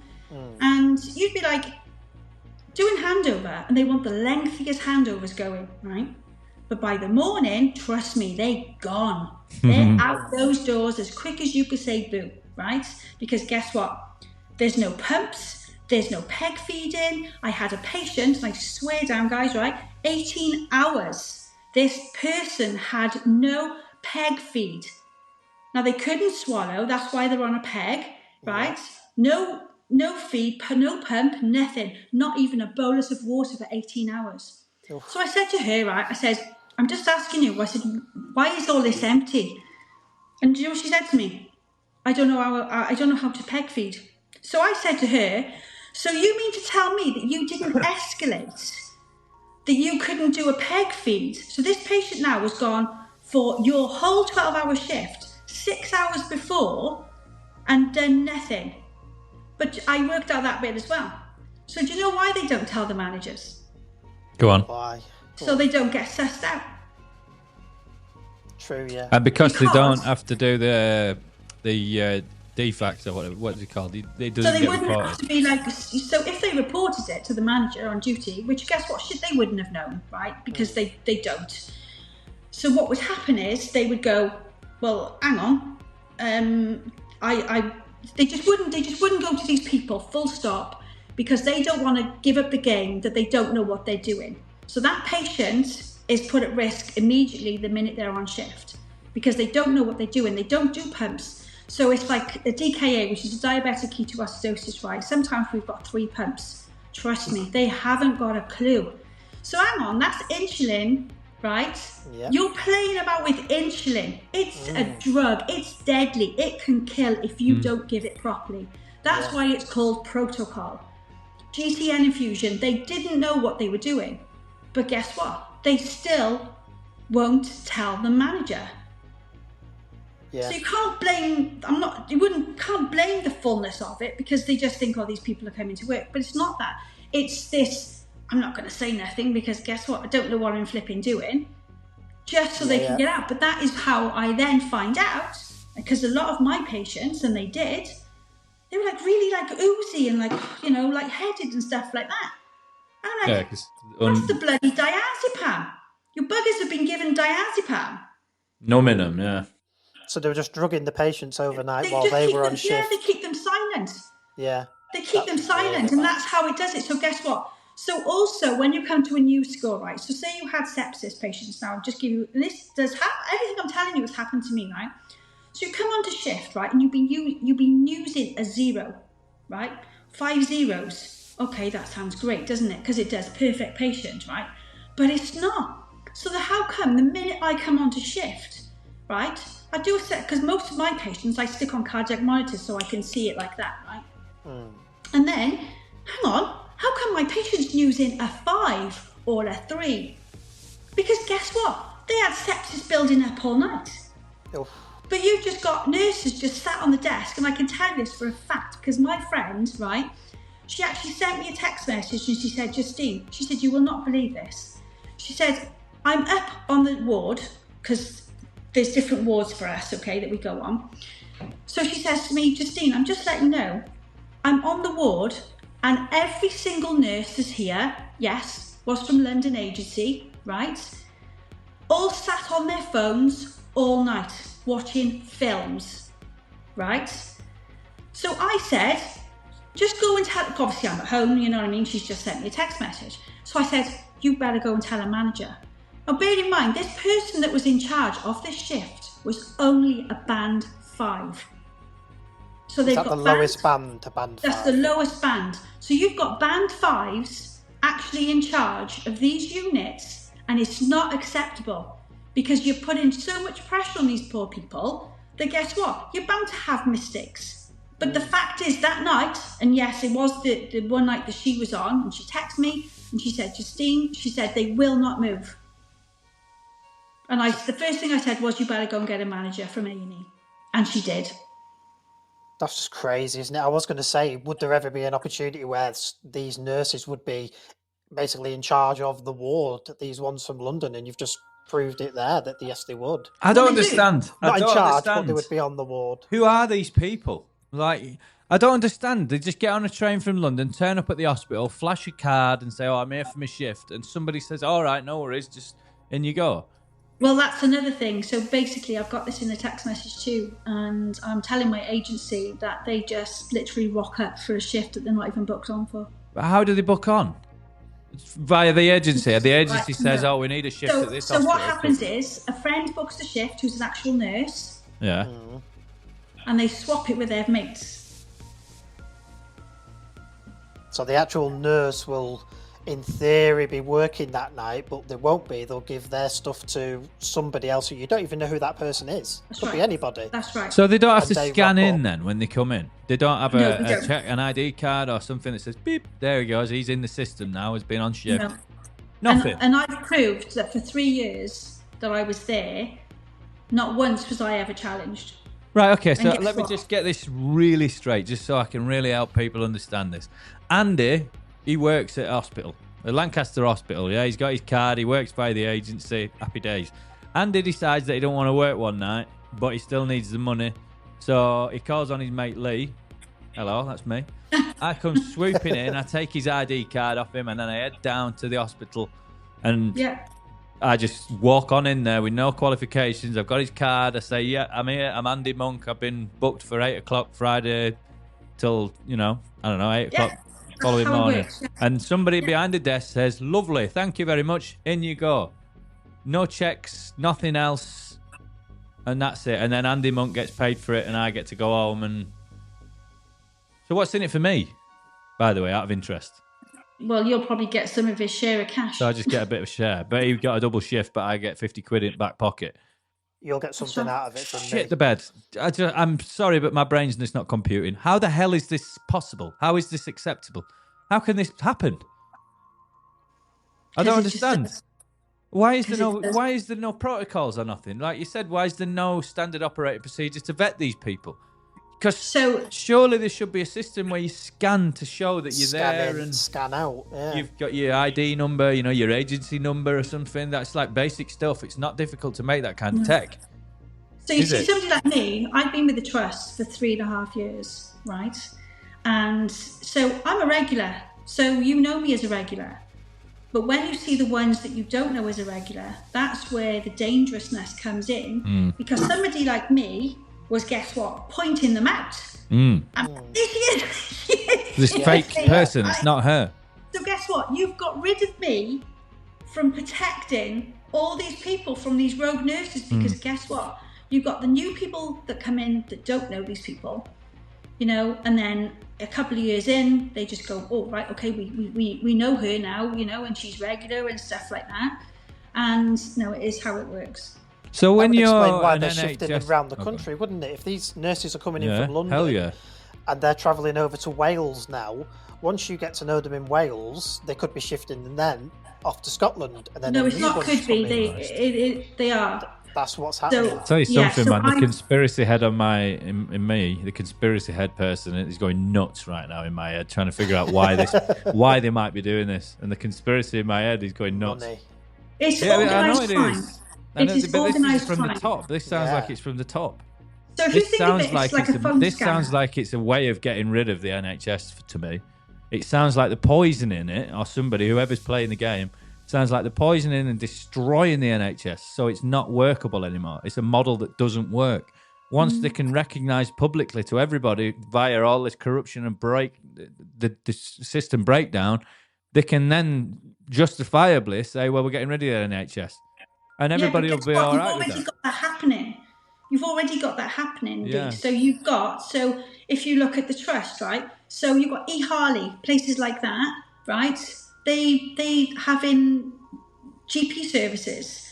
They're taking over, what's around it, so that these trusts don't have that accountability. Yeah, it sounds like the feather in the nest to privatise the whole thing and get more money out of people because they'll have to pay for healthcare via maybe an insurance system like the Americans.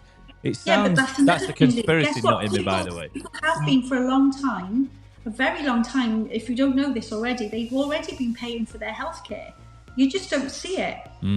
So I can give you tons of examples, including my own husband with cancer, right? So if it wasn't for my husband's company at the time, he wouldn't have had the cancer treatment that he had or waited as long because he had private care. Yeah, because it was a business, like, you know, through his insurance. But if you think the next person has to, like I said, no cancer care or whatever and stuff like that. So basically, if you think about it, although we didn't technically pay for that for his chemotherapy, right? Somebody paid for it. So but he's been paying taxes through his company for years, right? So he's paying for it. He's already paid into the system. He's paid. Yeah. He's paid for the privilege of having private care. If you look at lots of people, right? If you really listen to lots of people, there is so many people that, guess what? I'm going to go to Bristol. I'm going to go and pay for my care for my kid. Because guess what? The NHS won't fund it. The NHS won't fund this. But then again, you don't want the NHS dealing with it if this is the kind of care that they're giving out, right? I mean, after what you've told me today, I don't know. I think twice about taking my kid to NHS. And that's sad, because that's not the organisation that I grew up loving. I know it sounds weird, but when I was a kid, I used to associate going to the doctors as a nice experience. You know, I used to like the GP. I used to like getting a sticker and a little lolly or whatever if I'd been good. And the doctor was always lovely, and the nurses were always really nice. I don't like to imagine the NHS being a place that isn't full of smiles and friendliness, and just the kind of place that you feel comfortable leaving your child. You know, the thing is, I do say I do generally have a fear of the NHS after what I know, right? And because of what I've done. The problem is, it's like your little piece of the world. I can honestly tell you that I still would say, if you need treatment, you do have to go to the NHS or your private care. At the end of the day, you do need somebody, you know, and like I said, I know some amazing consultants. I've worked with them. So do I. You know, so do I, yeah. And it's potluck, though. That's the point. That's the point. It's not. The NHS needs rebranding, right? And that's what I think. The whole system needs changing. It's time before, guess what? Whatever way that they go, or these governments choose to do whatever. I mean, we certainly don't have a say, really, do we? Be honest, right? We're the bods. But if they really don't start changing things from now, we really are going to be in trouble. You know, like you have. I mean, if this was actually in an article the other day, believe this or not. And I know a lot during COVID as well. Okay, I know I saw a lot, and that's another subject. Okay, but that'll be another episode. That. When you've but when you've got with COVID, right? Even from that time, like I said, I really noticed things from then. I said I've got on with my career all my life and stuff like that, and I have, and I've jiggled across the challenges and and the bullying and all that stuff, but. Especially during COVID is where everything took its turn for me. That's when I noticed more things. That's when I noticed the system. That's when everything was like what I was being told. And that's not like being told by any random. That's being told by my agency. You know, that's being told by a system. And then having been accused of things and stuff like that. And then I was sent. So the same day, I made more disclosures after my investigators, right, who also knew the story, everything I'm telling you pretty much. And what happened then was the 13th of September 23, my investigation was taking too long. I'm like, what's going on? But this is how it works. Any delay, and please don't do this ever, the minute you're suspended, call ACAS or your solicitor. So what it is, it's a strategy, it's a tactic, right, to make you out of date and out of deadline and out of delay for court or employment tribunal. And that's what it's all about. That's why they go silent. It's to say nothing, to shut it down, right? So they're all working timeless behind the scenes while you're going, oh my gosh, I got to save my skin and stuff like that, right? But what happens then is I talk so much. Go for it. They just, so that's that side of it then, the NMC referral. So I made more, what's it called? I made more disclosures, right? Because then I wrote 18 health board letters, right? I wrote to Eluned Morgan. I wrote to the HIW, which is Health Inspector Wales, right? And I poured my heart out, right? And HIW at the time just said, look, we're going to keep this on record for 10 years. So you can have a look at their records because it'll be there. Eluned Morgan, I told you what she'd said from his secretary or whatever. And then the same night as the 13th of September that I sent in all these letters to the health board, I had a phone call at 1800 hours on the 13th of September telling me that I was sent to the NMC Fitness to Practice.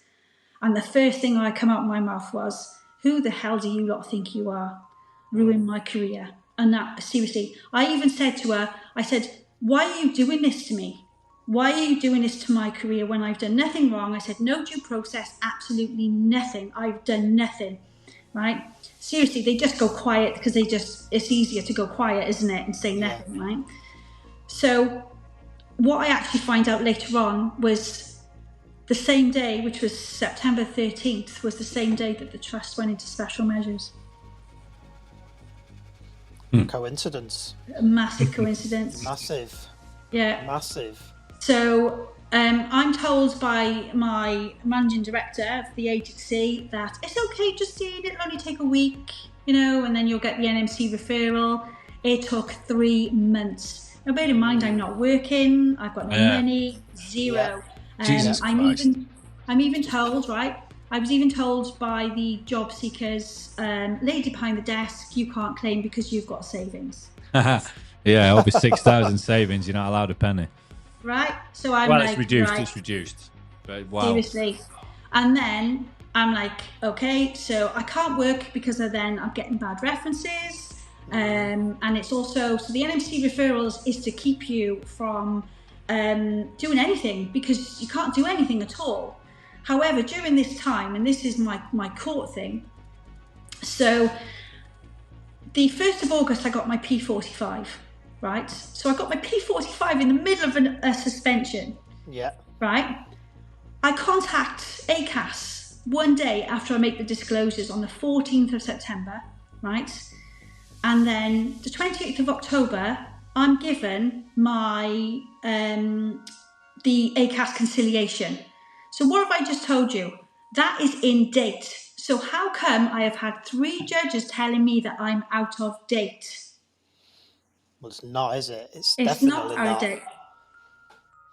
It's way within the date, to be honest. Yeah. Before we just go spiraling down into the next shocking revelation, all it's going to do, and I know what I'm like, I'm going to end up asking more questions, and we'll be here for another hour. I wasn't expecting this. I really wasn't, Justine. I thought a little bit of insider on something. Do you know what I mean? I didn't realise you had information on so much. And like I said to Andy, I don't want to just skim over this. I think it deserves more. Do you know what I mean? Would you mind having any? Would you have any issue coming back on and doing more in-depth stuff? No, I'd love to, but can I advocate you guys to a couple more people? So, and I really do mean this. So please, Victoria Rickson. So Victoria Rickson is the uncensored midwife.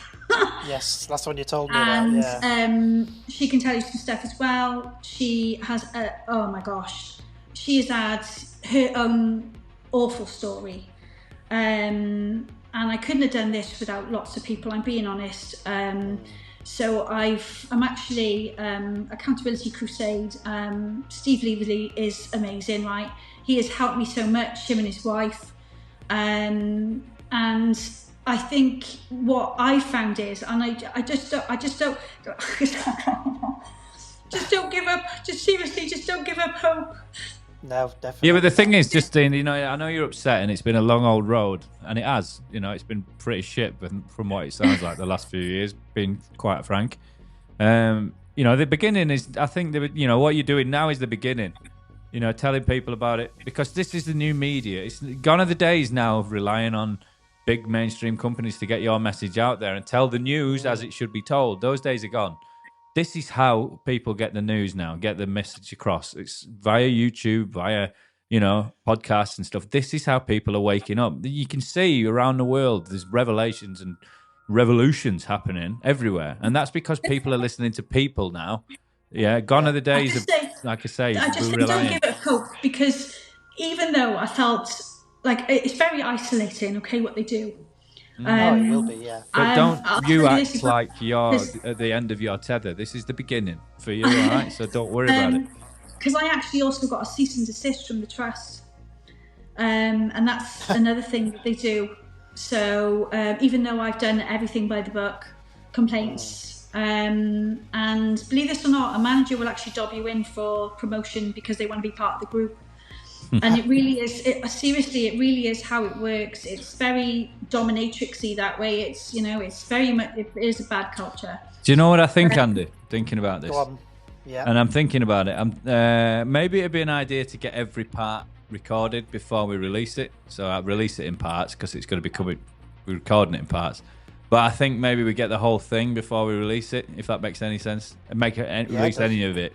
Just for you, Justine, more importantly, to protect you, secondly. I'm being honest, I don't want protecting Lee. No, I don't. That's not what I mean. What I mean by if we've got everything recorded, ready to go and release, then there's nothing anybody can do to stop us releasing that. Do you know what I mean? Because we've got that content. Yeah, I understand. Do you know what I mean? Whereas if we release this now and Jesus Christ, this revelation is massive and the powers that be decide to squash it, then we can't do a damn thing about it. You know what I mean? But if we've got that content already, that gives us all insurance. Does that make sense? What do you think of that? Do you agree? Disagree? No, I do. I agree. Yeah, so I 100%. So get everything first and then release any of it. Well, not in a wanna, but it's on our terms then. Yeah? Yeah. Once it's all out there, that's it. There's nothing they can do about it. With podcasts, once it's out there, you can't do anything about it because they download to people's devices and you can't take them off. Once they're there, it's out there. So I think for the strength of the argument, I think we get everything recorded, and then once we've got it all sectioned off, we can start drip feeding. But my God, I tell you something, this deserves to be spoken about. It really does. This is shocking, and for the main reason is, for me personally, yes, there's obviously other factors at play. But for me, it comes down to a simple question for me. I've got an 8-year-old girl. If I take my 8-year-old girl to hospital, I want to know that person on the other end looking after my kid is fully qualified, there because they want to be there, and they're invested in the safety of my child. That's my priorities. There are no other priorities for any parent as far as I'm concerned. So I would always suggest, because I do, especially everything, and Corinne Cope's son, was just really damaging. So they can't find the unidentified doctor. However, what is very strange with me is that I actually worked in the unit. I wasn't there on the day, but I can tell you that her version of what the trust had given her is very different to what my version is.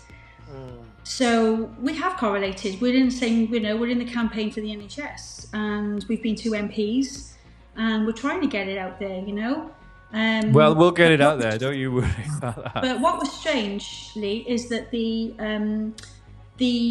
unidentified doctor they can't find, right?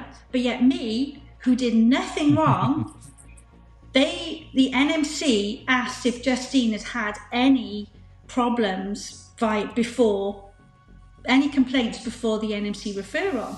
Do you know that the trust didn't even respond, right? But what they did respond was, which I lovingly have, I have a 109-page statement for a court of law by the NHS with names on, lovingly, and proving how far it goes all the way up to the top of the health board, who covered up disclosures, who covered up a child's death, because that's what they did, right? Because we are shut down like that, and it's be quiet. And I also have my email saying, be quiet.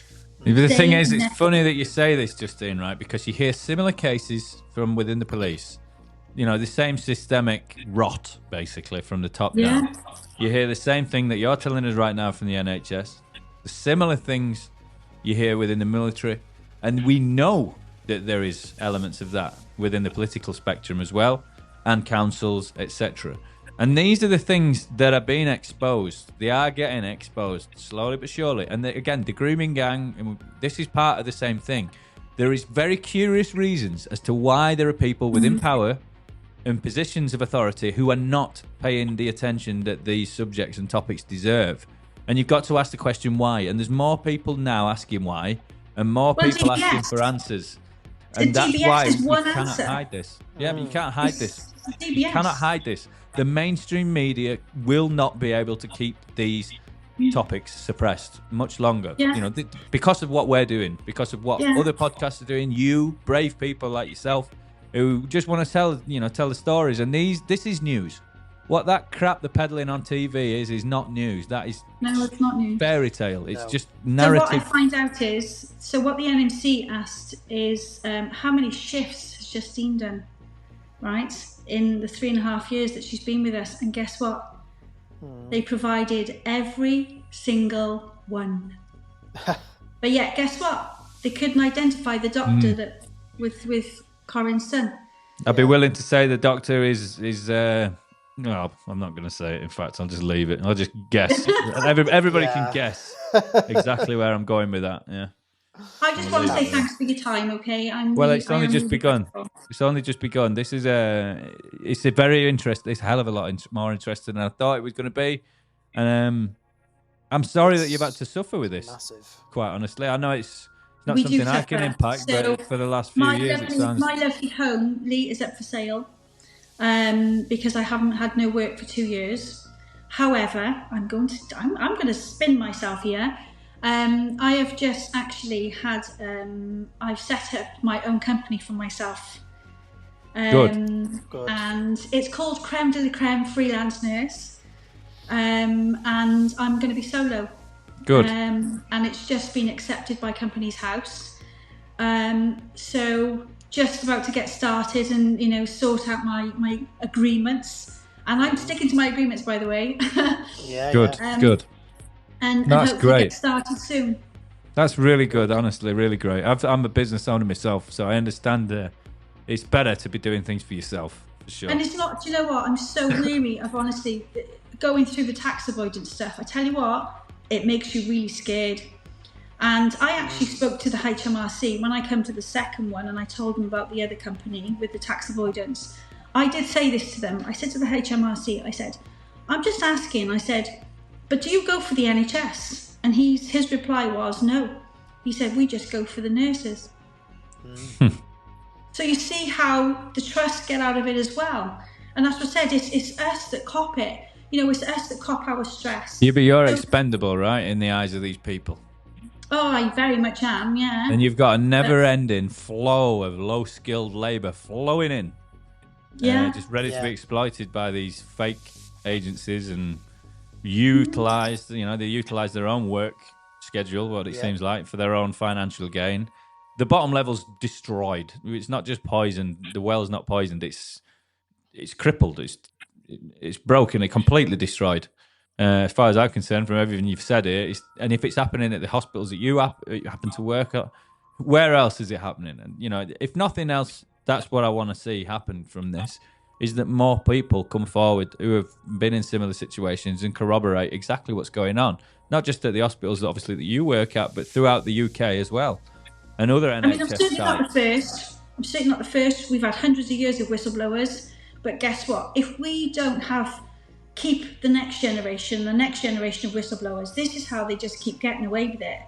And but there's never a better time to come forward with this. Like I said, in the last 30 years, a lot of this stuff has been squashed. We're living in a time now where the times are changing big time. This kind of stuff will be serious. Noticed that, isn't it? It's definitely this year. It's this year.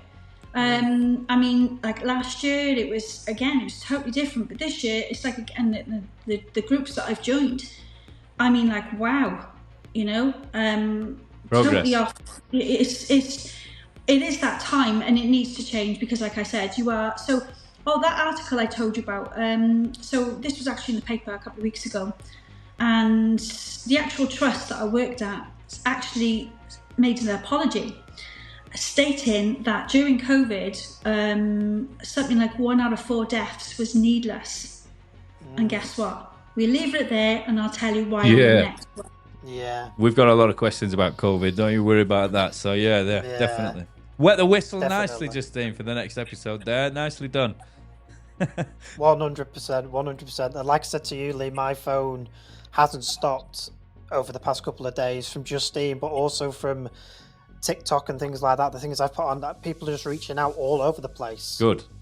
My phone battery is nearly dead because of it. It's absolutely crazy. Yeah, and obviously, Justine, you've said it yourself. If you know the people who, you've maybe, I don't know, used as a shoulder in the last 5 years who've also experienced this kind of thing, feel free to send them, tell them to speak to us, and get this information out there. Anything that builds a case. My second one is, honestly, he is lovely.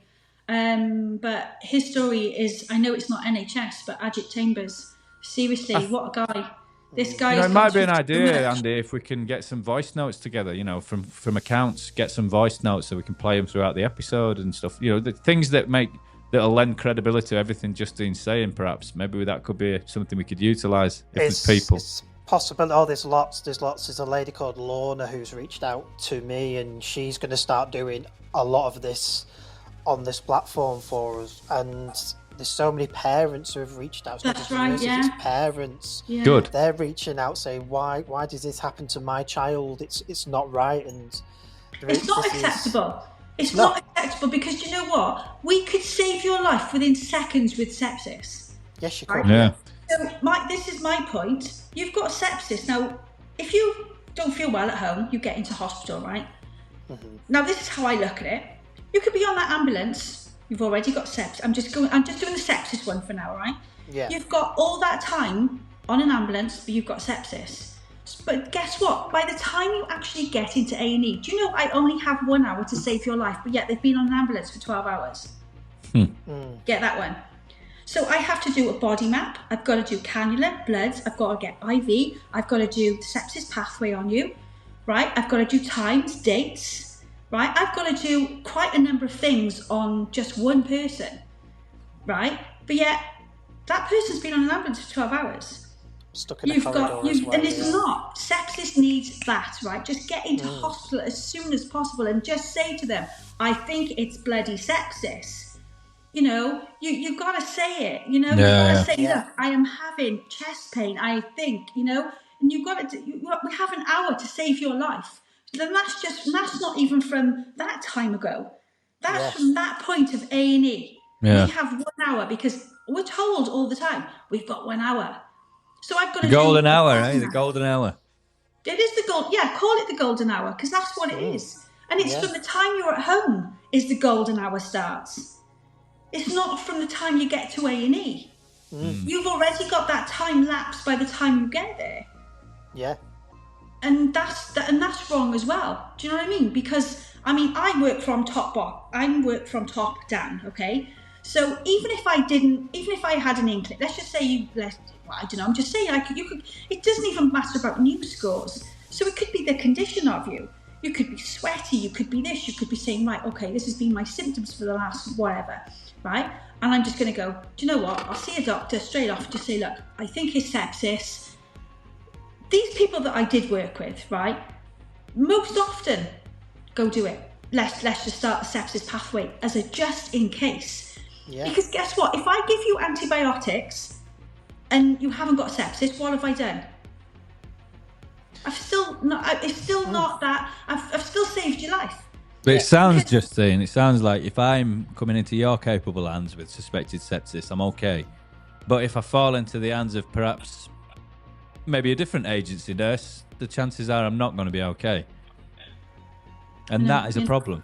And that is the problem here that we're talking about. We don't want that.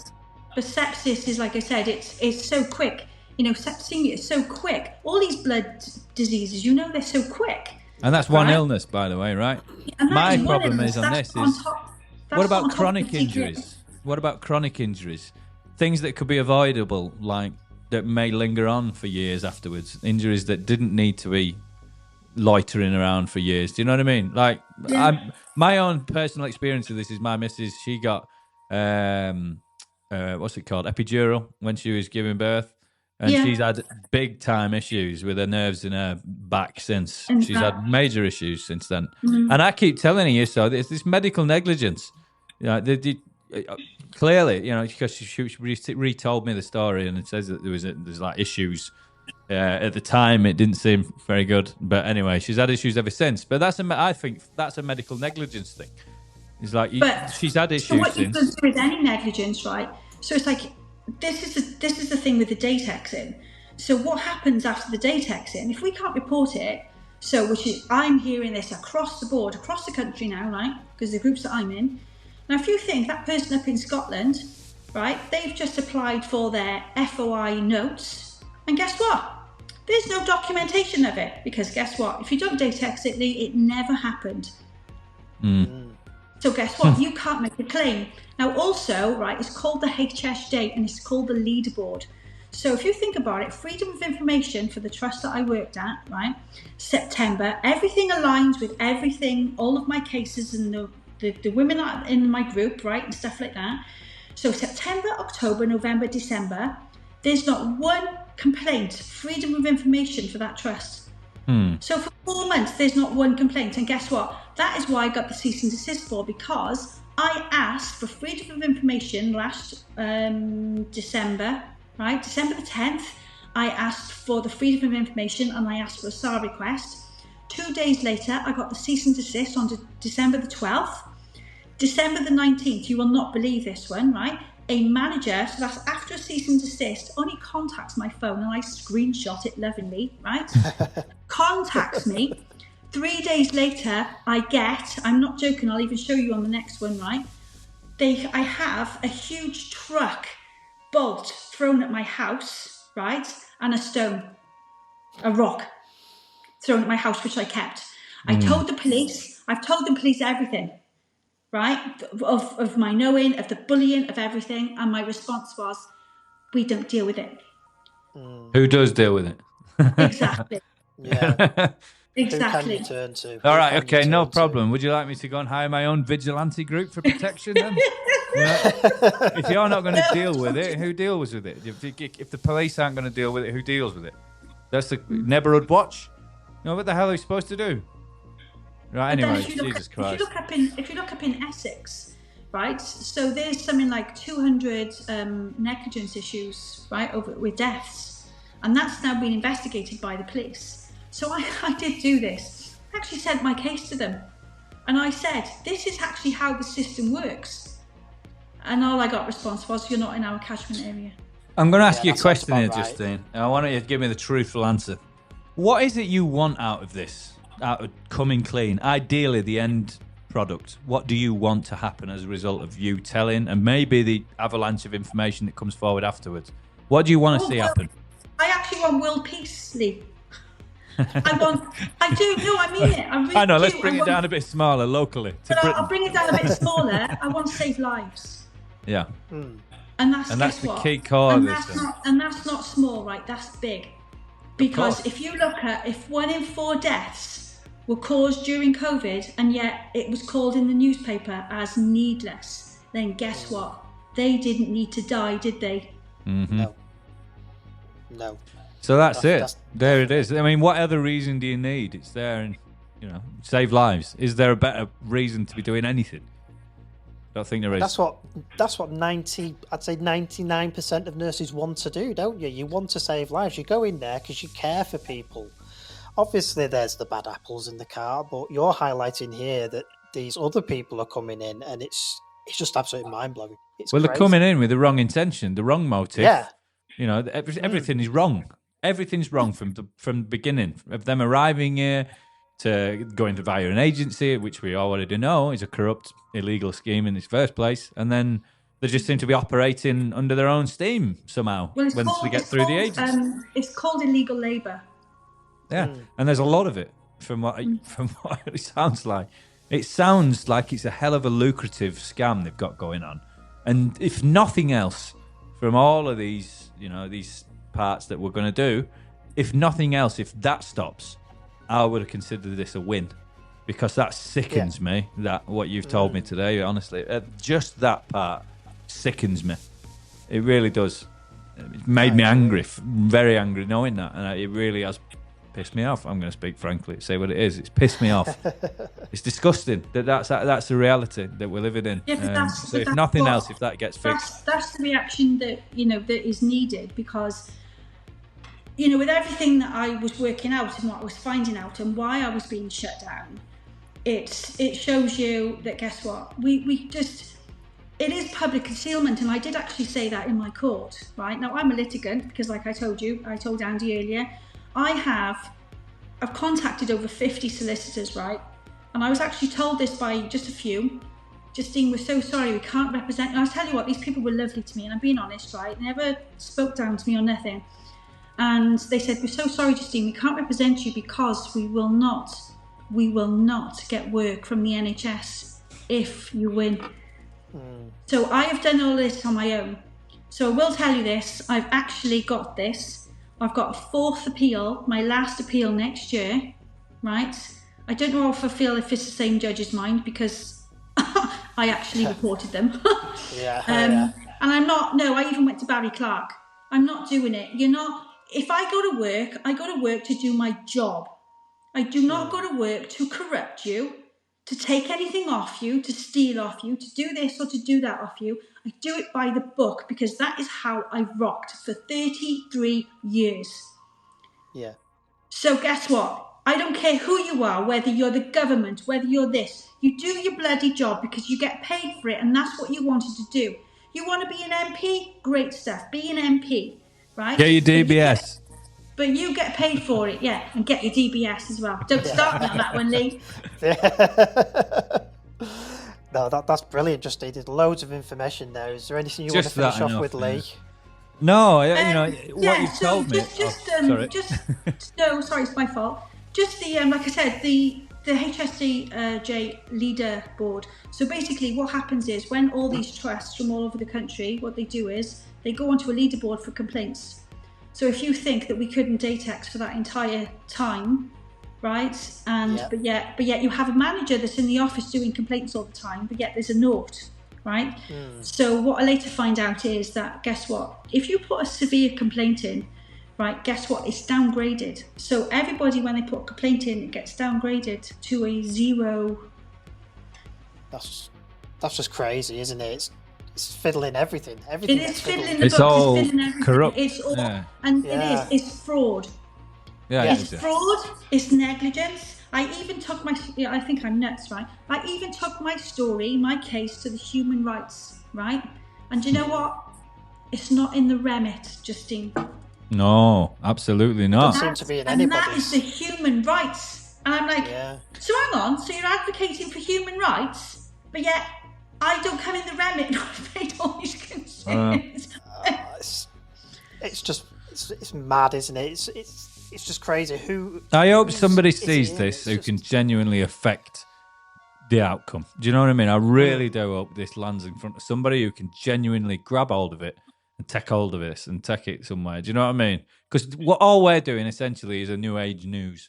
That's what a podcast is. We're the new age news podcast, and if somebody sees this, it's the news. Yeah, but it's the real news, and I say if people pick up with it and it gets you onto more podcasts and hopefully bigger and better and bigger platforms and stuff, then this is the important thing. It's not about who delivers that news. It's the news that needs what you're saying needs to be out there. It's not about me and Andy or anybody else. It's we can pass this on and we can get this bigger up as well, ideally, because it's shocking. I mean, what we're talking about is not just interesting stuff. This is illegal and legal.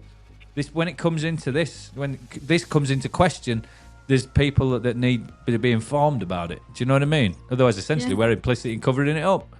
Yeah, exactly. It is just like you say. It is crazy. Is there anything you want to say, Justine? I just want to say thanks. Like I said, I'll let us all time out. I'll let you catch your breath, boys. You need some time to think on it. I don't think I'm going to sleep tonight. I don't think I'm going to sleep tonight, to be perfectly honest.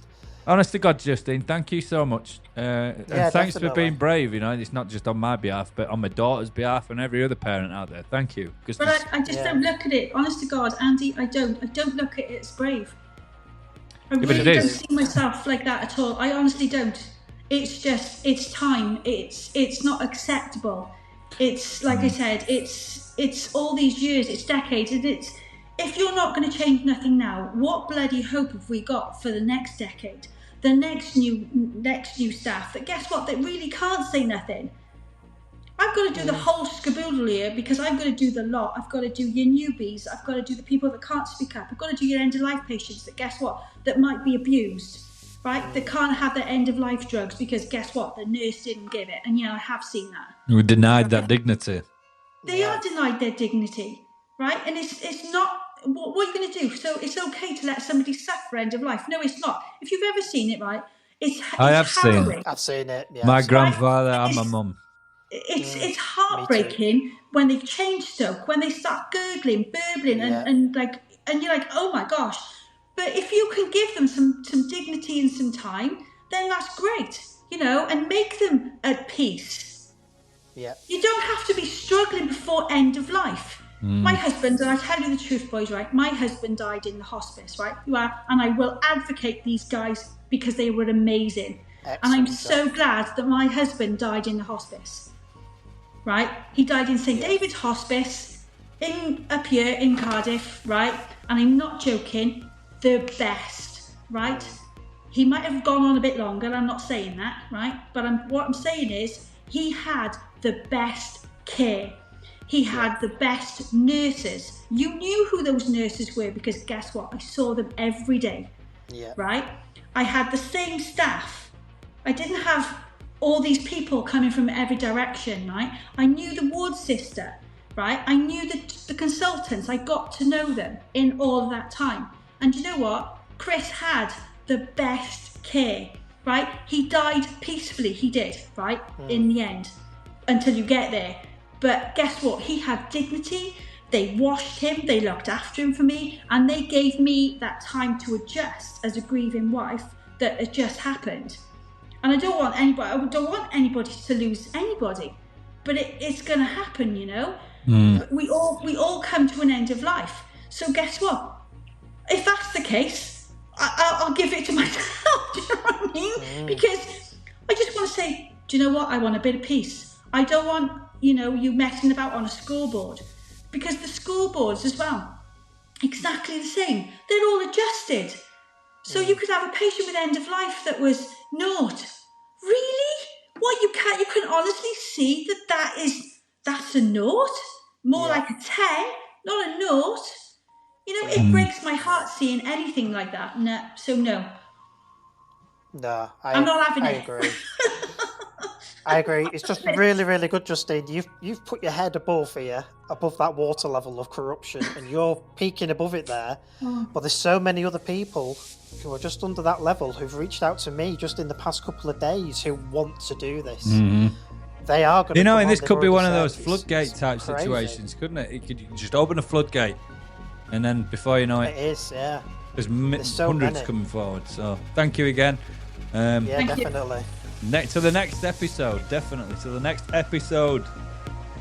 Take care. Take care. See you later. Thank you.